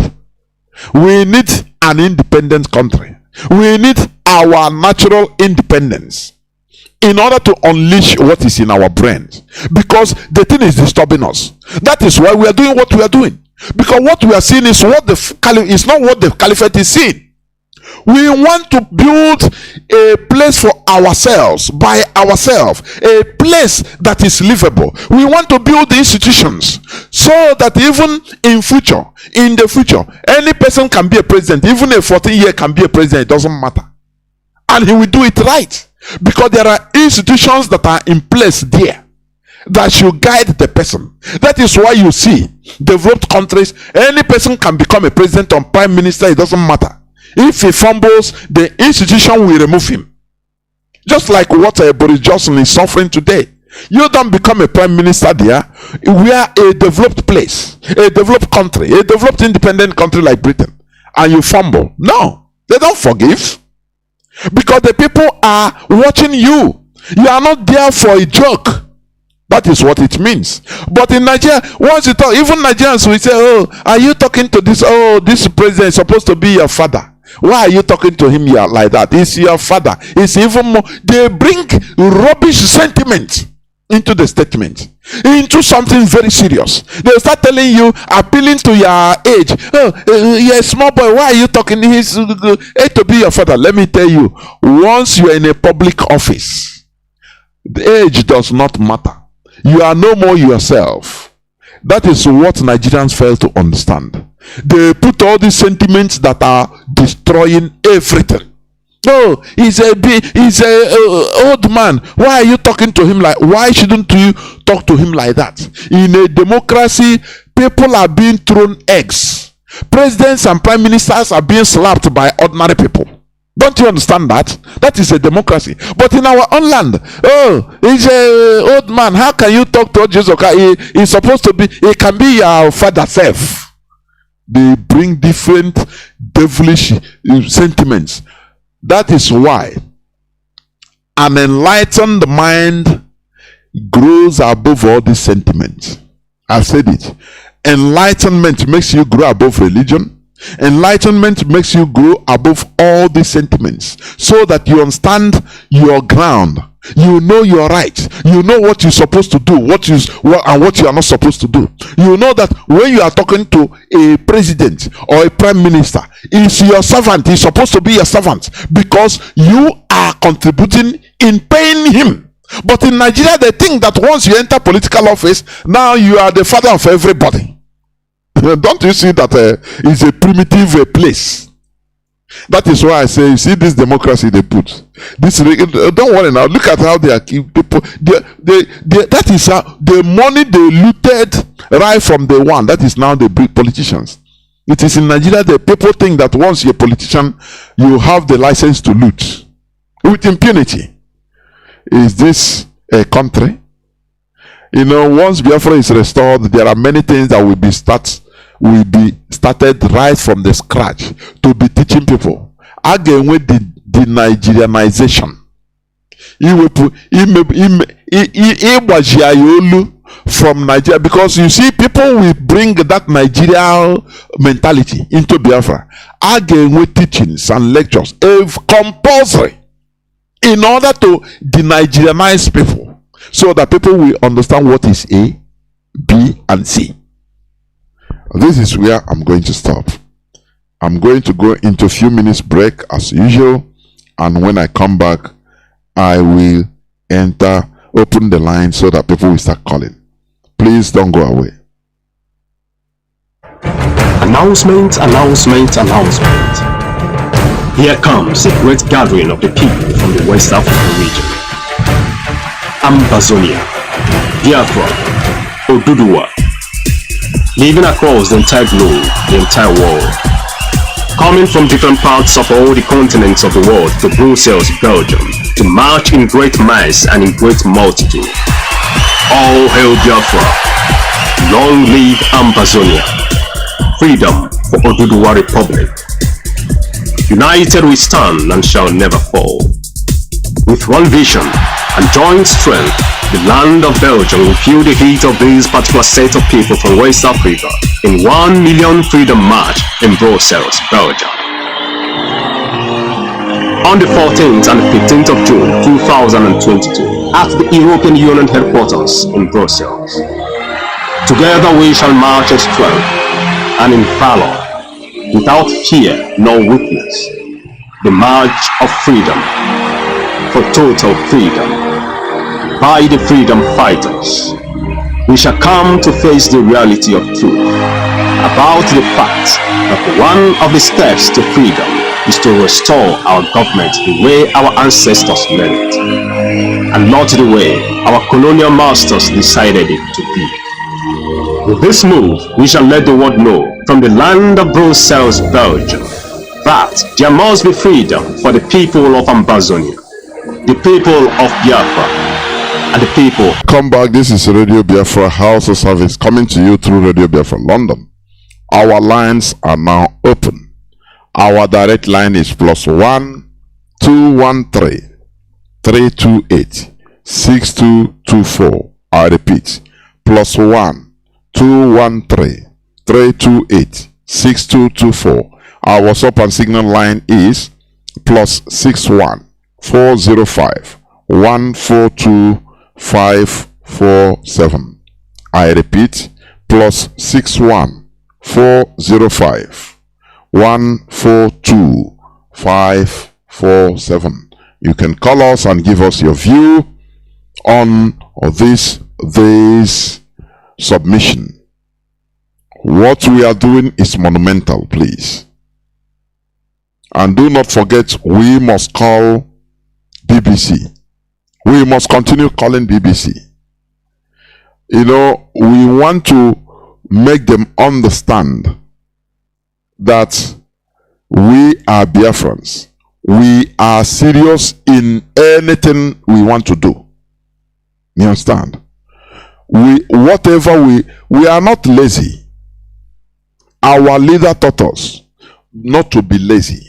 If you are lazy, this world doesn't imagine a world where people, sometimes when you look at the technological advancements that is going on in the world today, you start asking yourself, are we really part of this world?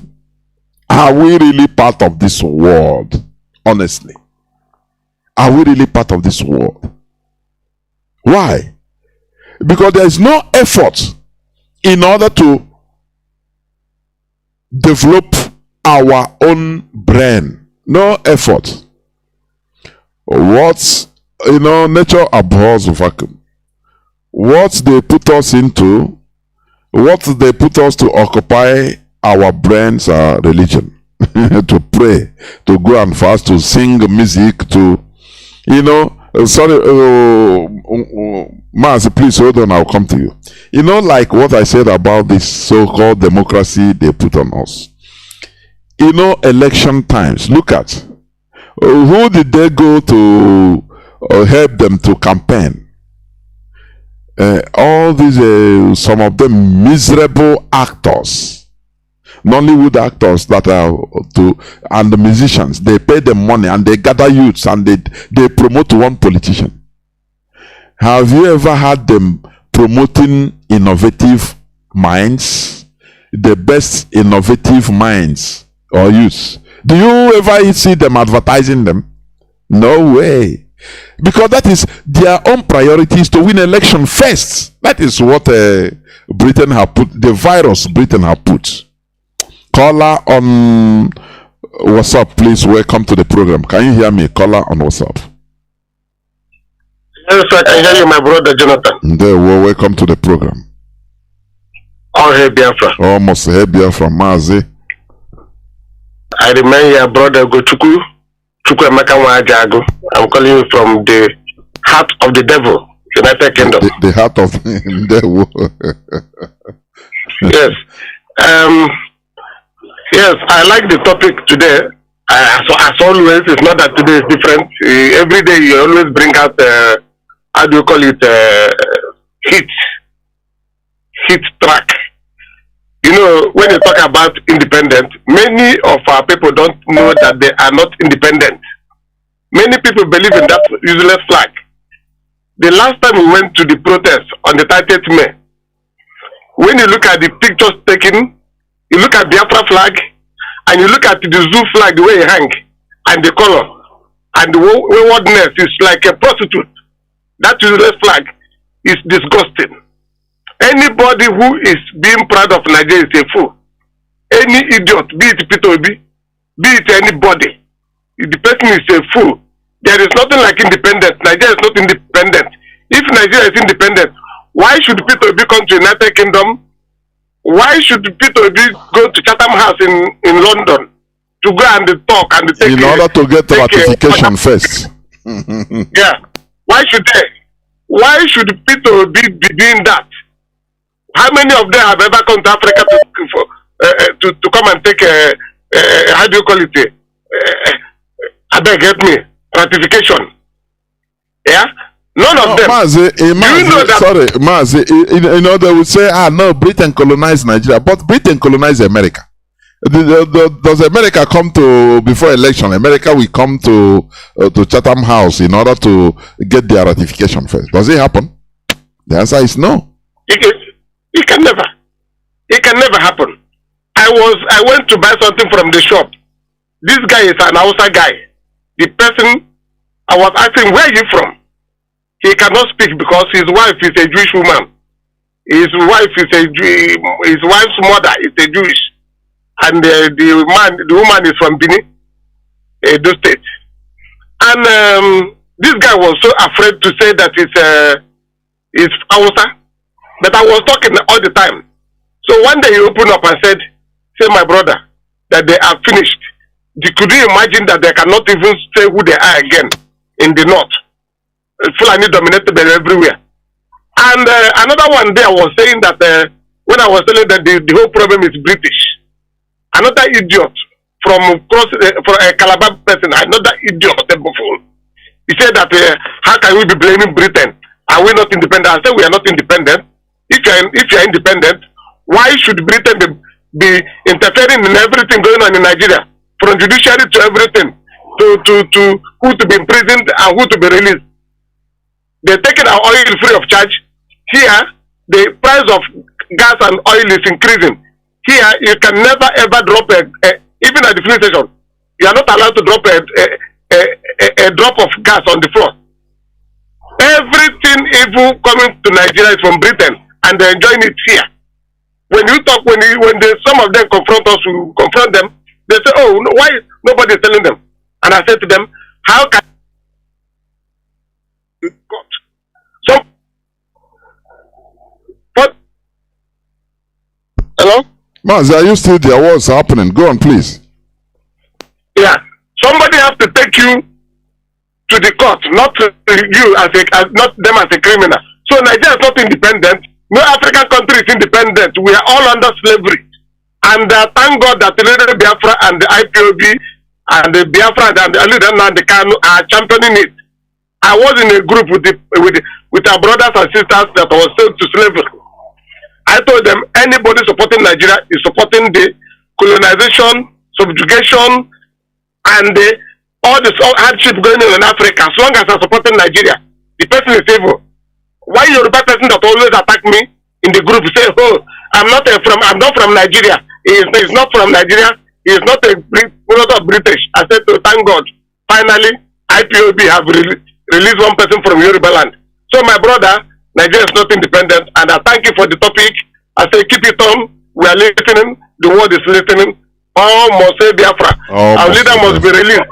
Of course. Whether they want it or not. They were my brother. Well, thank you very much, Mazi Ugochukwu. Well, we must continue.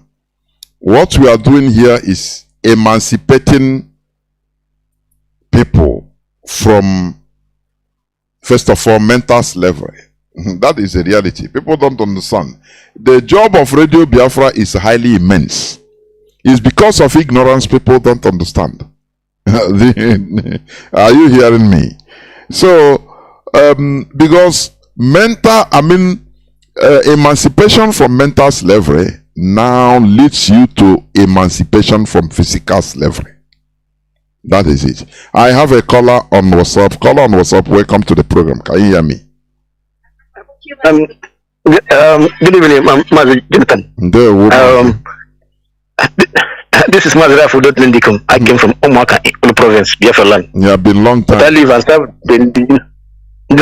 Biafra here in Russia as the national coordinator. Yes, Mazi, it has been a long time actually. This is why we're here from one to another. But yes, we are still making it. So, Biafrans and lovers of freedom, greeting from Moscow. Indeed, Mazi Johnathan, I always listen to your program and the lecture you always give to us. Indeed, I don't know how to. Yes, though the is not yet time for us to thank anybody. But my prayer that Elohim will continue to strengthen you and the other great warriors, other medium, other people that are fighting very seriously, especially on social media, because our enemy, that is where they are targeting us to bring us down before they eat us raw. We want first of all to destroy all our media platform, and then they can be able, and then the British BBC can be able to be the master of this occasion, to tell the world what they want the world to hear. But unfortunately to them, our media warriors are not give them a breathing space. So that's why I'm saying that Elohim will bless all our media platform, both on radio, both on Facebook, both on Twitter. Or in any media platform that you are telling the world about what is going on in Biafra land. I pray that Elohim will bless all of us, because it's not easy. Maz, indeed, what is going on in our land? Actually, the question you're asking, that is, are we living in this planet? Indeed, in the zoo there, that is that the mindset was resetted by the slave master through their religion they give to us. If everybody is, you will see a child, a small child, from age of 1, the parents had started taking him to the church. Before you know what's happening, before you reach 6, you will see him practicing how to preach. He will be he is practicing how to speak in tongue. So that is what we get from our parents, so that is this thing. So in that aspect, you shouldn't be surprised what is happening now, what is happening in our environment. So you shouldn't be surprised what is happening in our environment. It's because of the situation we find ourselves. Our mindset have been already damaged with the fake religion. They hold us on this under slavery. But by the grace of God, IPOB, we are here to deliver our people.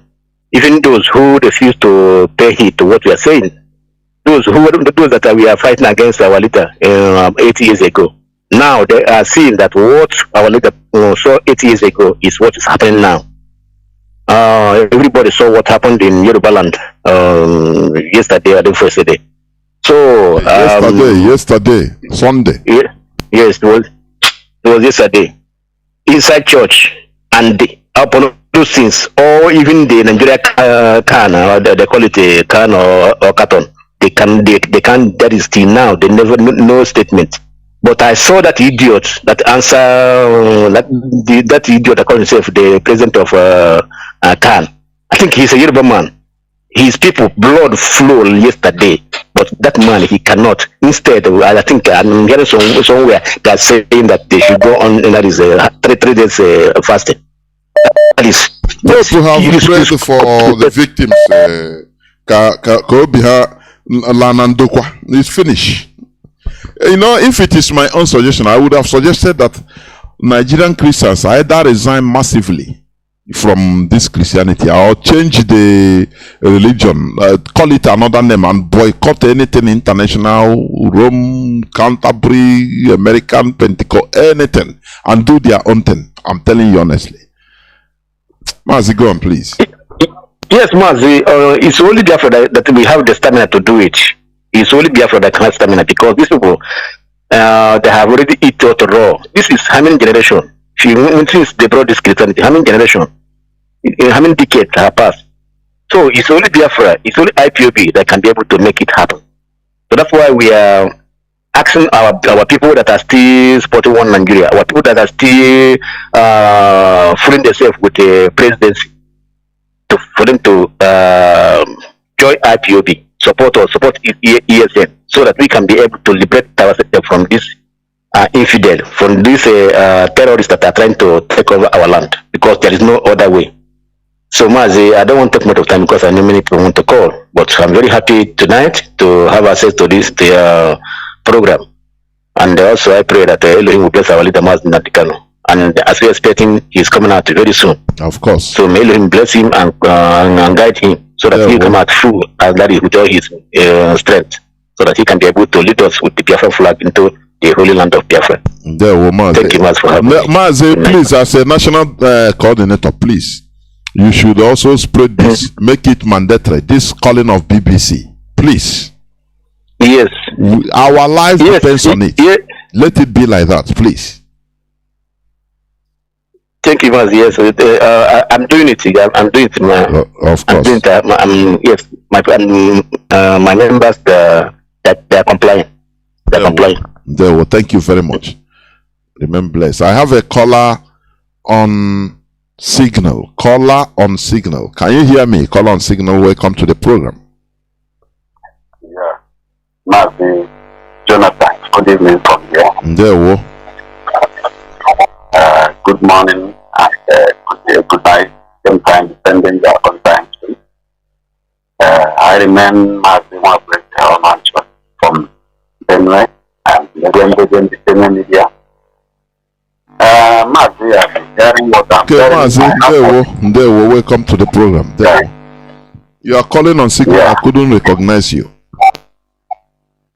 Okay.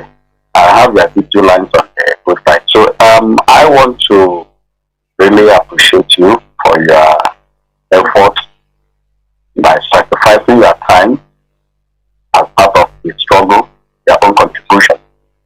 It's a legacy that you are hanging, and also likewise others. I really appreciate your submission tonight. While you are reading the papers, there are some headlines, and in fact, I was very overwhelmed by reading it and also elaborating what is happening. Of the truth, you ask a question: where are we heading to? Where we are heading to is Biafra is the answer. IPOB is the answer of where we are heading to. It's freedom. Let me tell everyone in this country, Nigerian country, Nigeria has no future. I used to ask people questions, both in the street, in the vehicle, and in many other places where I have any conversation. Number one, what is the future of this country? Those animals are living like animals. What is the future of this country? What do you think that is the future of this country? Okay, I ask this question. This is a general question. Please, if you're a normal human being that reason like human being, reason with me in this way. Number one, I think from primary school, some pupils from primary school graduate after some period of time in the studies, graduate to secondary. secondary, they graduate to university. Then from university, they graduate. Then I want to ask, how many graduates do Nigeria produce each year? Okay, I compare a state. How many states produce as graduates? Then undergraduates are now coming up. Then upon all this, 1 year, 2 years, 3 years, 4 years. Now look at it. People jump past as if they are on key, just queue up, graduating with a certificate. Even those that have certificate, with the certificate, no employment. Let me ask, what do you think that is the future of those that graduate from the university? What do you think that they will face? Let me tell you, Nigeria is not a country. Nigeria is a business opportunity given to these animals. Let me tell you something. All those ones who call the senators and whatever, that is now that I'm not sure of now, they have sold Nigeria into pieces. They have slaughtered Nigeria. Nigeria have died off. Nigeria have died off. Let me tell you, I interviewed one army officer. He said, let me tell you, my brother, I interviewed him last week because there's something that is happening in this domain where I am now, in Tennessee, and I have to give the detail of what happened. This guy told me, do I know what is happening in Nigerian army? That many are contract, many Nigerian major generals and brigadier generals, they have imported people from abroad. This person talking to me is a Christian soldier, a Biafran that is telling me what is happening in Nigeria. Then themselves, they are enemies against themselves. They have brought machineries from abroad to come and fight and conquer this country and eliminate. This guy asked me, I asked this guy, I said, how do Fulani government get guns? He said it's under contract. In fact, I will not go in detail. But one of these days I will go in detail. The latest thing on ground. One, I reported over some certain matters that happened here that it happened that Fulani invaded this community called Adis in Tennessee.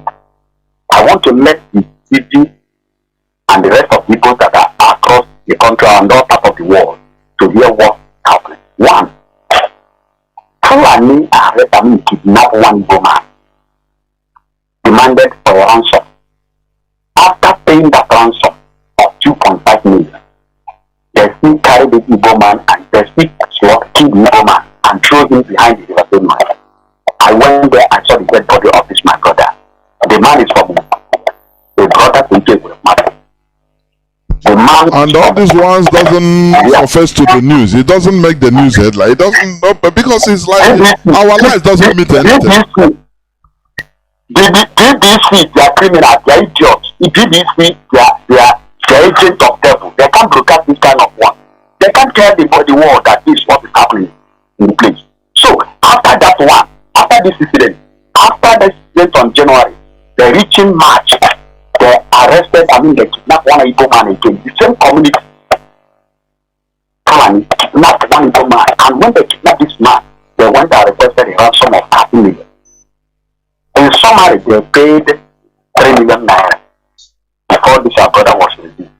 But on the process of taking this man out of that environment, the people of Benin evaluated, say no, what happened before will not happen again. That if you look at it, that it's a collaboration with them and their planning, they say no. They fought with planning, fight them and fought 2 men and killed them there. That's one alive, took him to my country. And this man so good. Let them pay 30 million. Later on, they paid 3 million naira by the wife of this man. Pay 3 million naira. After releasing the man, they said, these people now, the people of Ayilamo and the people of Ani, they should pay. They should bring back their brother. I need to say, should bring back their brother, the 3 brothers. Do you understand what it is? So they should bring 3 of their brother, and one of them, the other one again. Why 2 have been wasted? So now, Fulani now have started killing people. If they don't produce 2 people, why Fulani have killed more than 70-something people here in this community?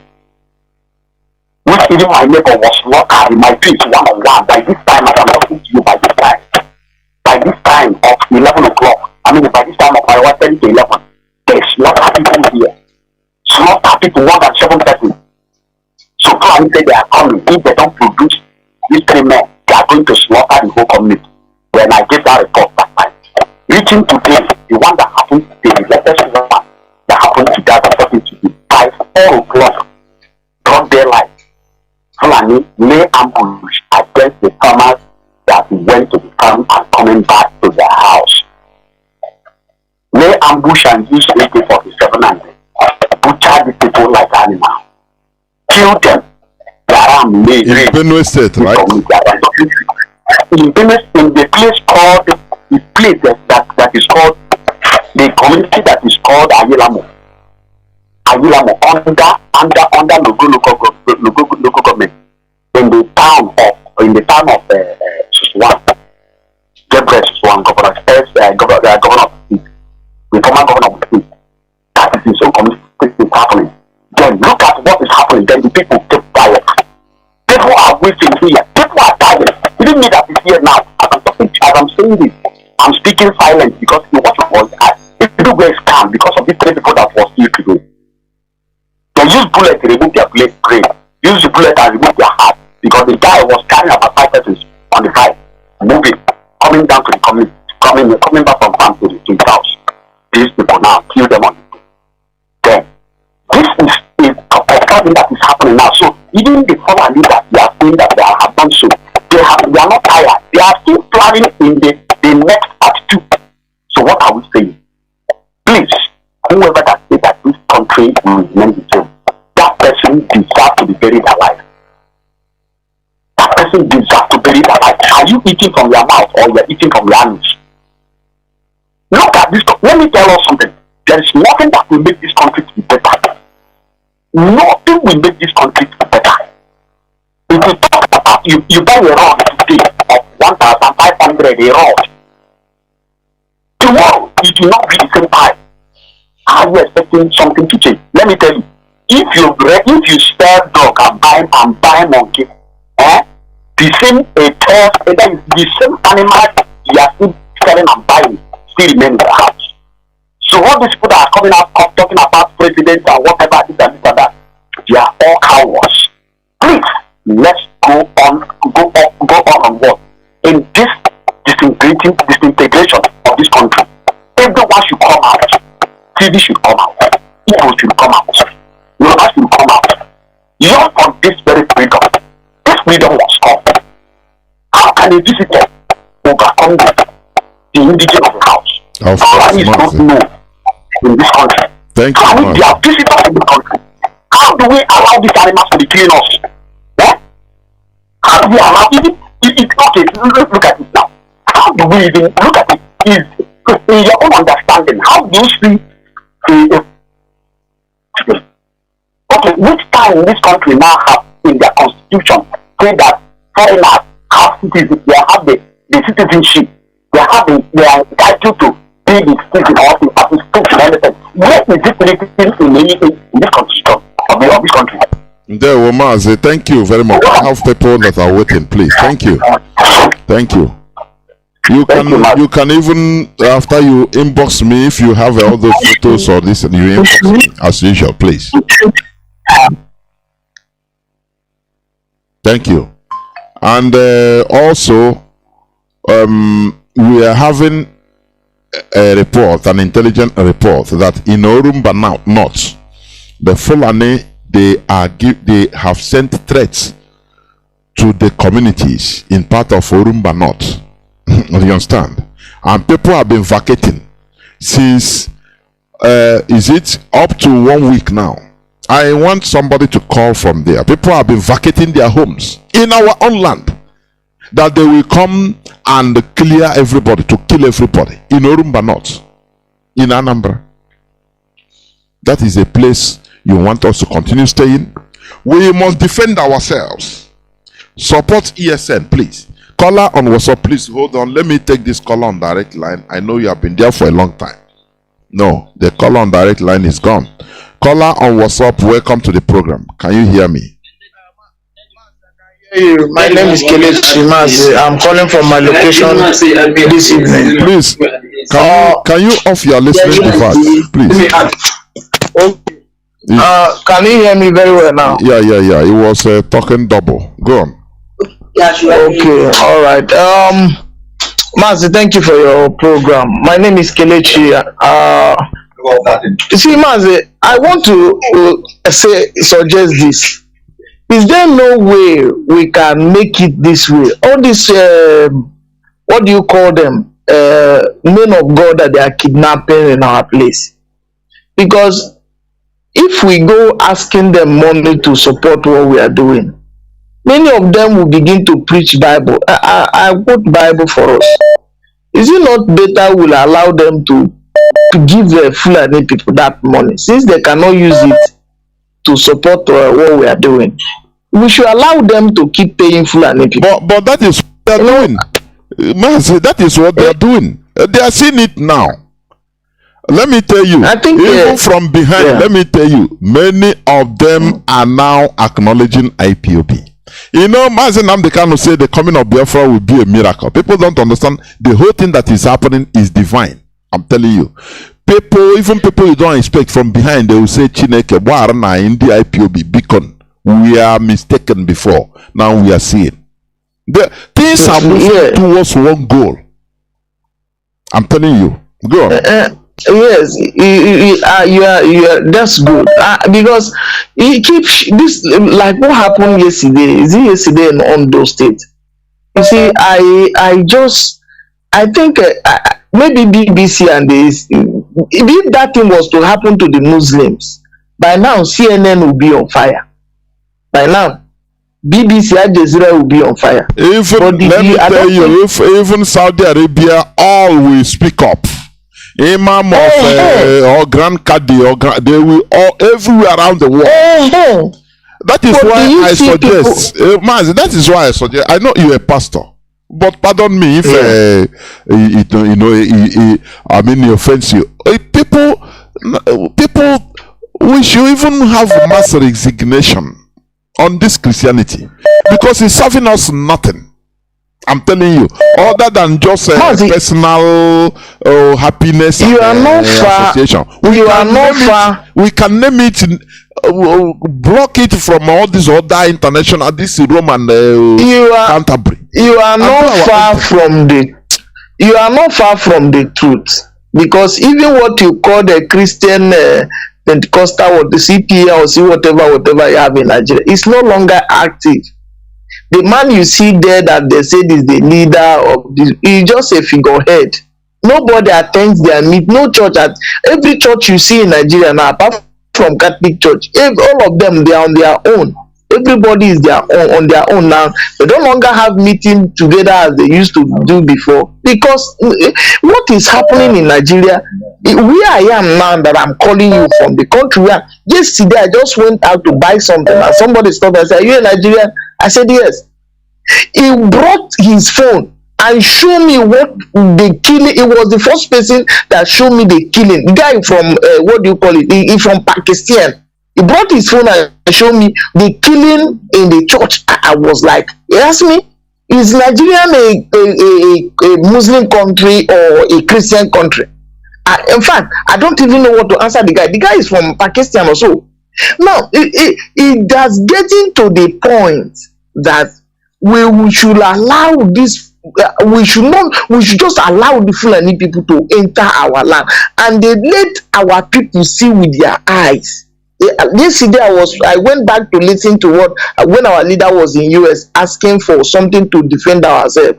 I showed those people with red cap that were in the Igbo Congress. I don't know if see somebody that was full of himself asking, but which come with?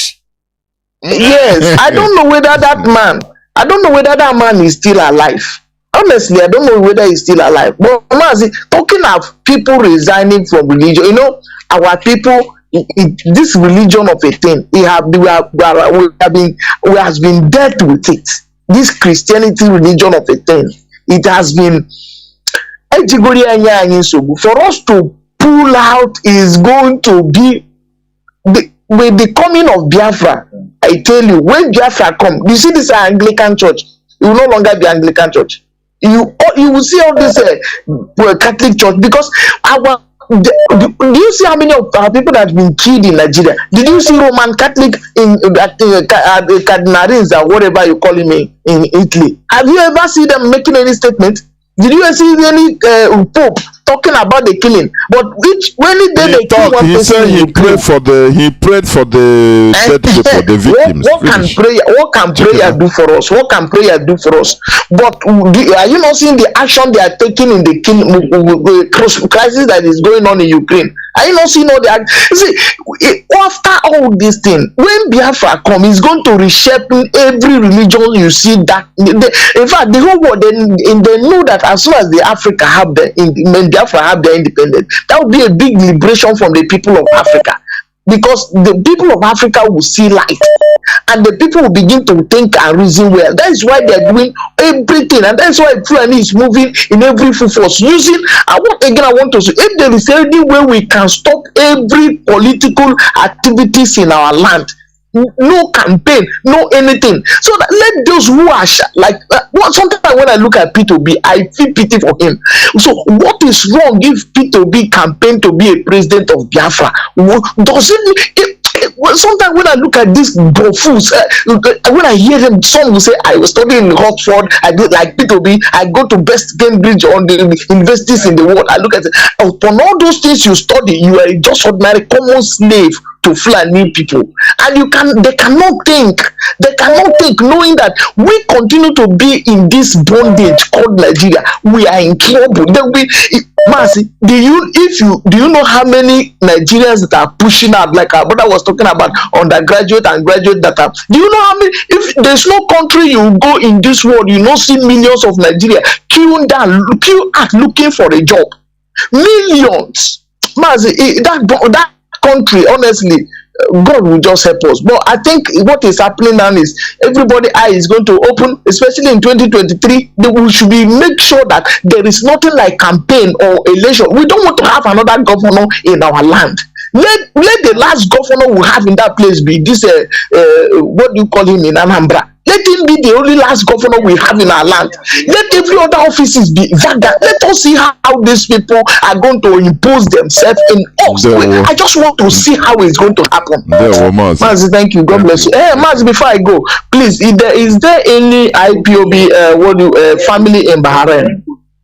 Bahrain. Of so course, if there is, I would like to get their contact. Okay. I will do that. Just please, once you cut, because I don't know, you have to write me, please.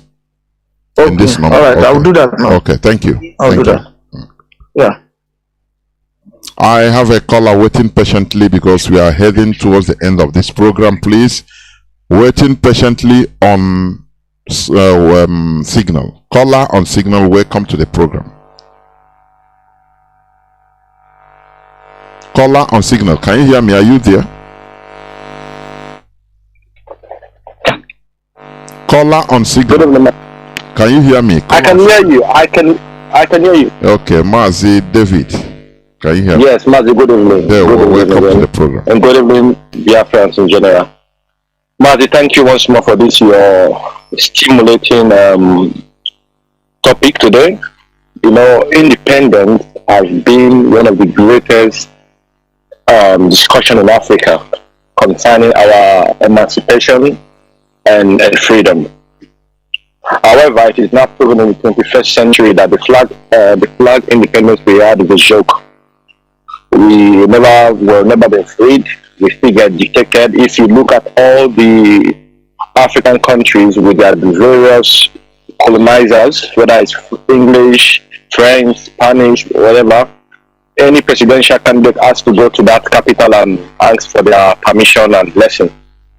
Else, nothing happens. That's why we saw Peter Obi. It's not a new thing. This keeps happening. But however, it is now imperative that we take this matter of independence as we are fighting for Biafra. Because like you said, Biafra is the independence of the black race in Africa. The real independence. And because we are not yet independent, that's why we can see neo-colonialists taking over and then killing us in protecting Western interests. So, Mazi, I haven't got much to say this evening. What I just want to tell Biafrans is I want to encourage us in our donation to ESN, because we have not seen that the reason why we must donate to ESN, is particularly we in the diaspora, because since we are not there and the war is already on our doorstep. Right now, Mazi, I'm thinking the next attack will be maybe in Iguasha or Lagos. If you look at the congregations and how people gather, and I just pray Biafrans in all these places should start really taking care of their security, take it personal, because nowhere is safe anymore. However, Biafrans worldwide, please let's invest in ESN, because this is the only soldier that can protect our cousins, our brothers. Definitely, if this thing happened in the east, the civil war would have happened by now.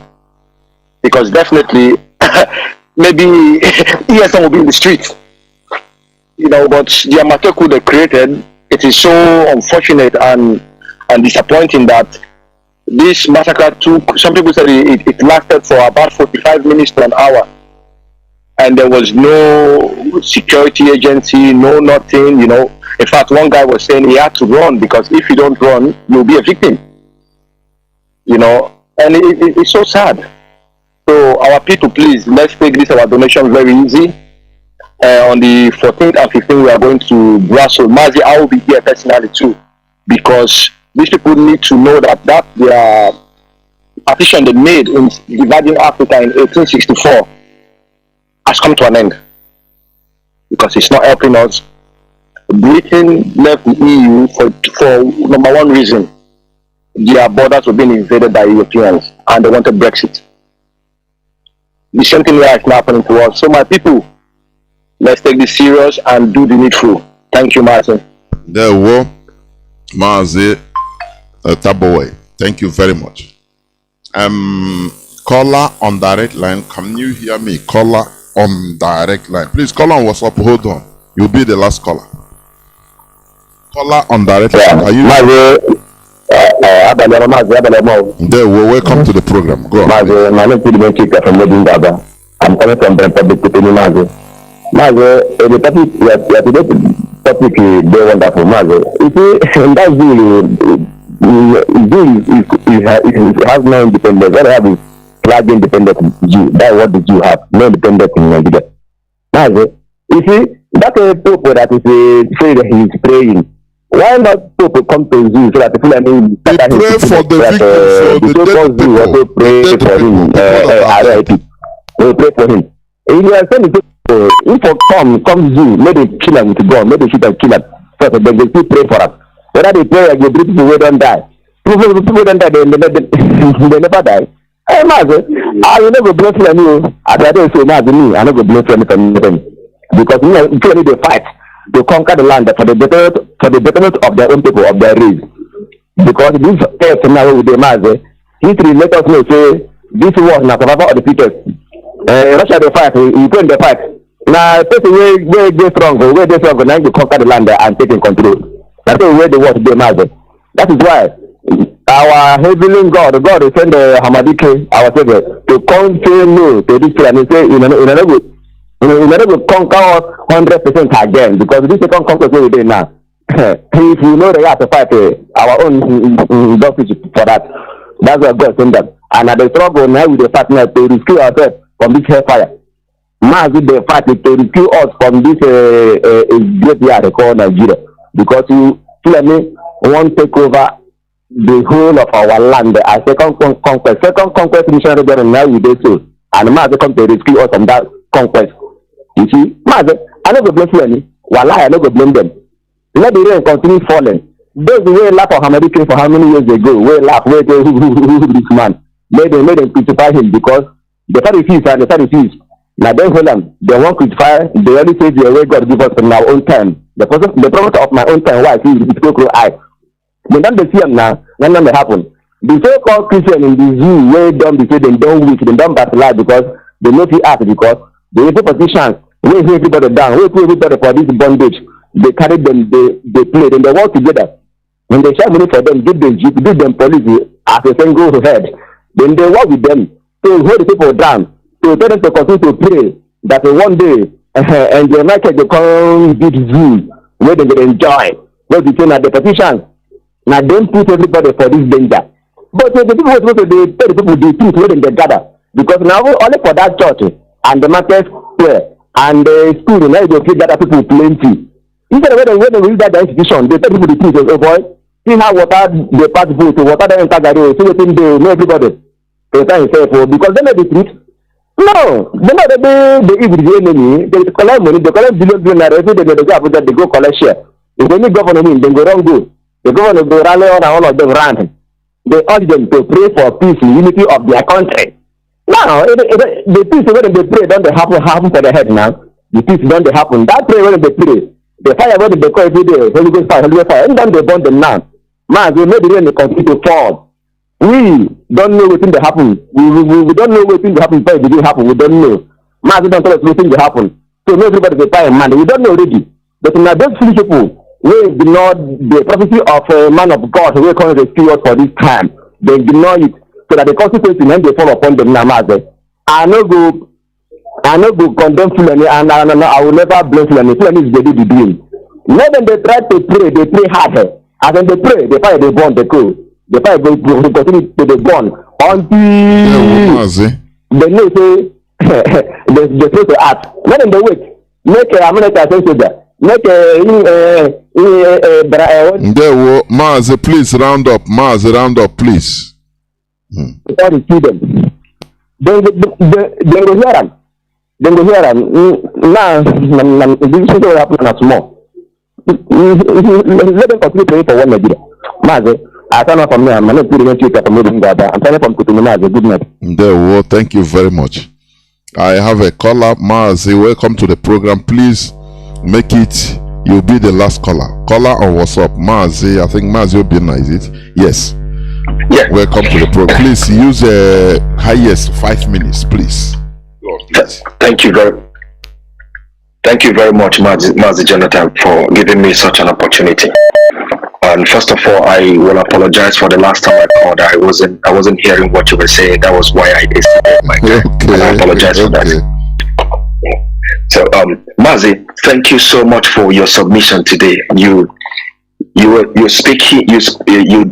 submission today is on independent, and I totally agree with you for all the definitions, explanation, and all the information that you have brought to us.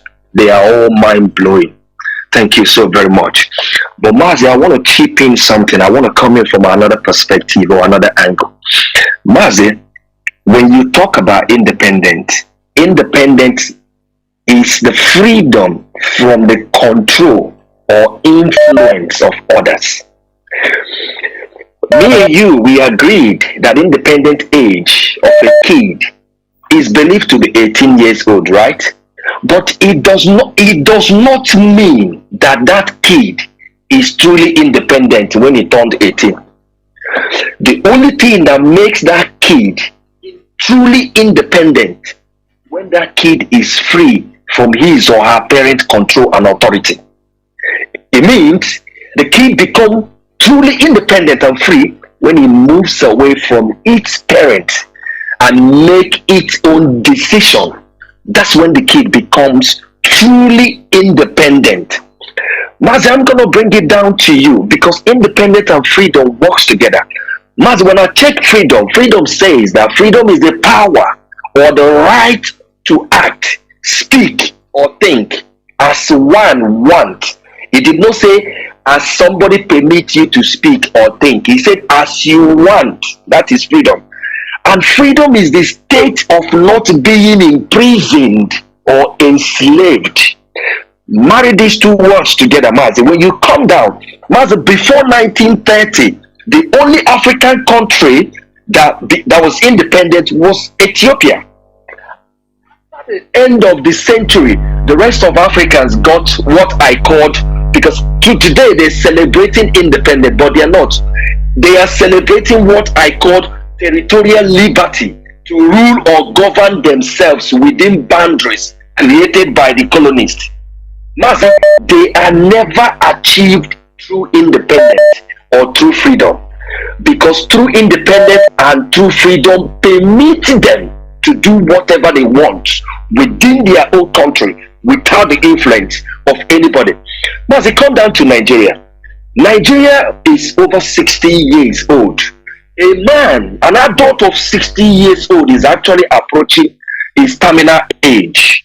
Nigeria, at the age of 60 years old, is still wearing pampers, is still wearing nappies, is still shitting on their pants, is still feeding from feeding bottle that me and you were fed when we were 1, 2, 3, 4.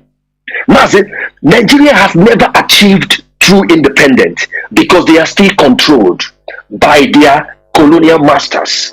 They are still being dictated on what to do by their colonial masters. Master, what we are telling our people tonight is that the only way we can achieve true independence is through Biafra. If Biafra doesn't come, me and you are the opposite of freedom. Me and you are the opposite of true independence. Me and you are still under control, under dictation, under enslavement of the people that say they have given us territorial independence. Mazi, in Biafra, true independence will make us self-reliant, self-sufficient. It will give us the ability to do what is necessary to create a fulfilling life for our people. It will give us, through independence, will give us the ability to protect our people wherever they are across the world. If any of our people are in danger, we will protect them. If they are in the sea, in the river, in the desert, because we have Biafra as a nation, we will protect them. We will speak for them. That is why we are fighting for the freedom to have Biafra, so that we can protect them the way the state of Israel is protecting every single Israeli across the world. You cannot tamper with any single Israeli after 1948. Prior to that, you are free to kill them. But after 1948, when they gain independence, no one can tamper with them anywhere they are across the world. They will come against you. That is why we want freedom. Biafra will increase. Biafra will allow us to compete in the world of leadership.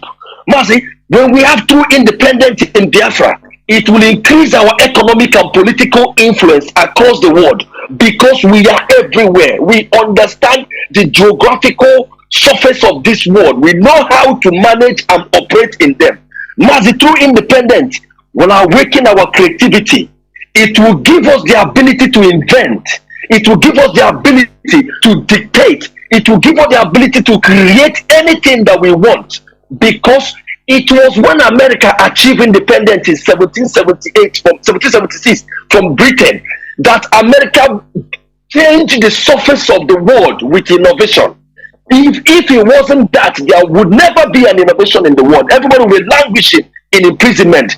Again, it was when the European achieved reached the age of enlightenment era in 17th century, that they unleashed the world of possibility, that the scientists you know today began to manifest.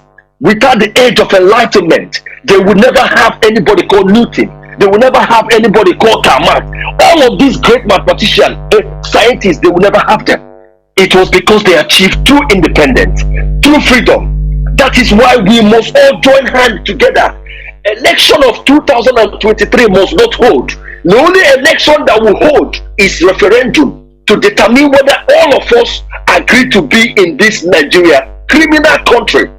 That is the only election that will hold. Anybody that is telling you otherwise, Mazi, do not listen to them. Nobody should listen to them. No single election should hold. Whether it is your father that will be the president or my mother that will be the vice president, don't ever allow that to happen. The only election is referendum, and we will continue to preach that, hammer that to our people, that is the only way we can have our freedom. But in conclusion, Biafra will be a strong nation like Israel when we achieve independence. For me, Biafra will be stronger than Israel, because we have more attributes than they have. That is why our people, they are myopic in the way they see things. They are seeing the microscopic elements. They are not seeing the bigger picture. We have the bigger picture. We will be stronger. We will compete in the League of Nations. Mazi, do you know today that the Indians that was once colonized, that was once rubbish, are competing in the League of Nations? They are competing in the League of Nations, fighting for islands, developing military capabilities, and chancing China, India. Pakistan is doing the same thing. This is Pakistan. They are doing the same thing. But we will do more, far better, when we become truly independent nation. Thank you very much, Mazi, for giving me this opportunity. Thank you so much. Until I come your way again. Have a beautiful evening. Thank you very much. Thank you. You have said it all. Biafrans and lovers of freedom. What we are, the way we are going is the way to true independence. Sometimes I look at our people, I say, why? Why do some of us have a kind of mentality? People that should be scientists, inventors, now look at a caliphate calling you trader. Nagawape shop. Because that is where we are pushed into, because we are not independent. You understand? We are slaves in a dependent country. That is why we cannot unleash our capacity, our capability. You hold your capability, you rottens in your head, and you die off with it. As Zog did. He died with his innovative ideas and capabilities. And many of us do the same thing. Many people, that's it. I've been saying it. Had it been Emma Wale, had it been he didn't run away from Nigeria to America, he would have been maybe a shop owner in Ochanja or somewhere in Idumota or Jalaba International Market. And now we are a trader. That is why we want to remove ourselves from this quagmire we see as Nigeria. We have lost appetite in Nigeria. Once they brought food to you and you lose appetite, you cannot eat that food and be satisfied. If you are eating it just for eating sake, you are not enjoying it. So we are not Nigeria is not a place we can call our country. We have lost appetite. The Fulani, they are showing us that Nigeria belongs to them. What Britain did to this when they did mock battle before handing over during the so-called flag independence, Awolowo was not there. Azikiwe was not there. They did it secretly with the Sadwana of Sokoto, Ahmad Bello and Tafawa Balewa, and did a mock battle where British forces in that mock battle capitulated and gave the scepter to the Sadwana of Sokoto, giving them the flag. And they understood what happened. They understood it.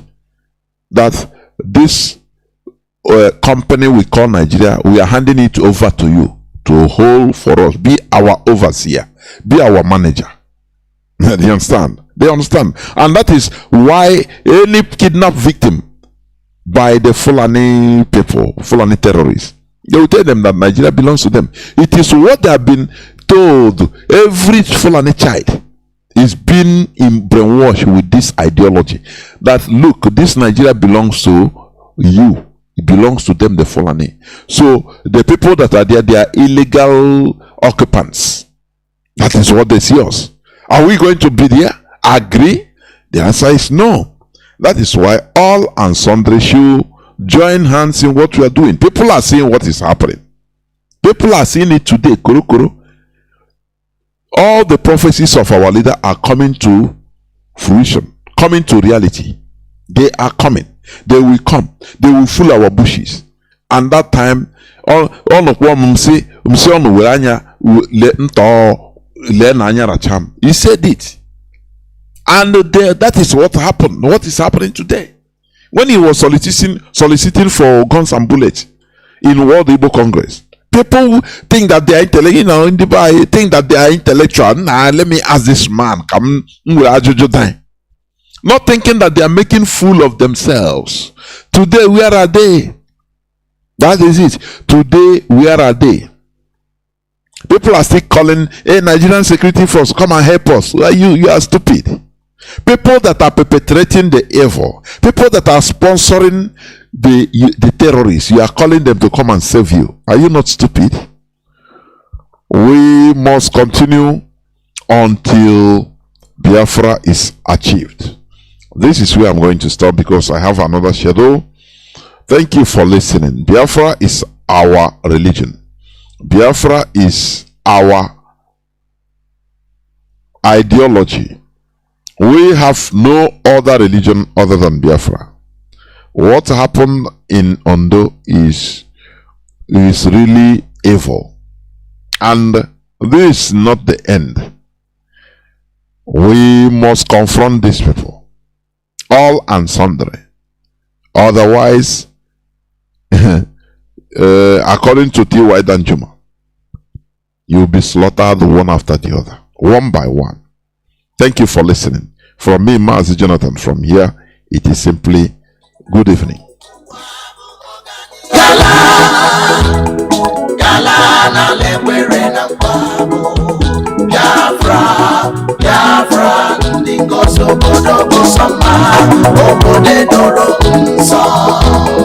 land of the rising sun is a home of hope, a home of hope.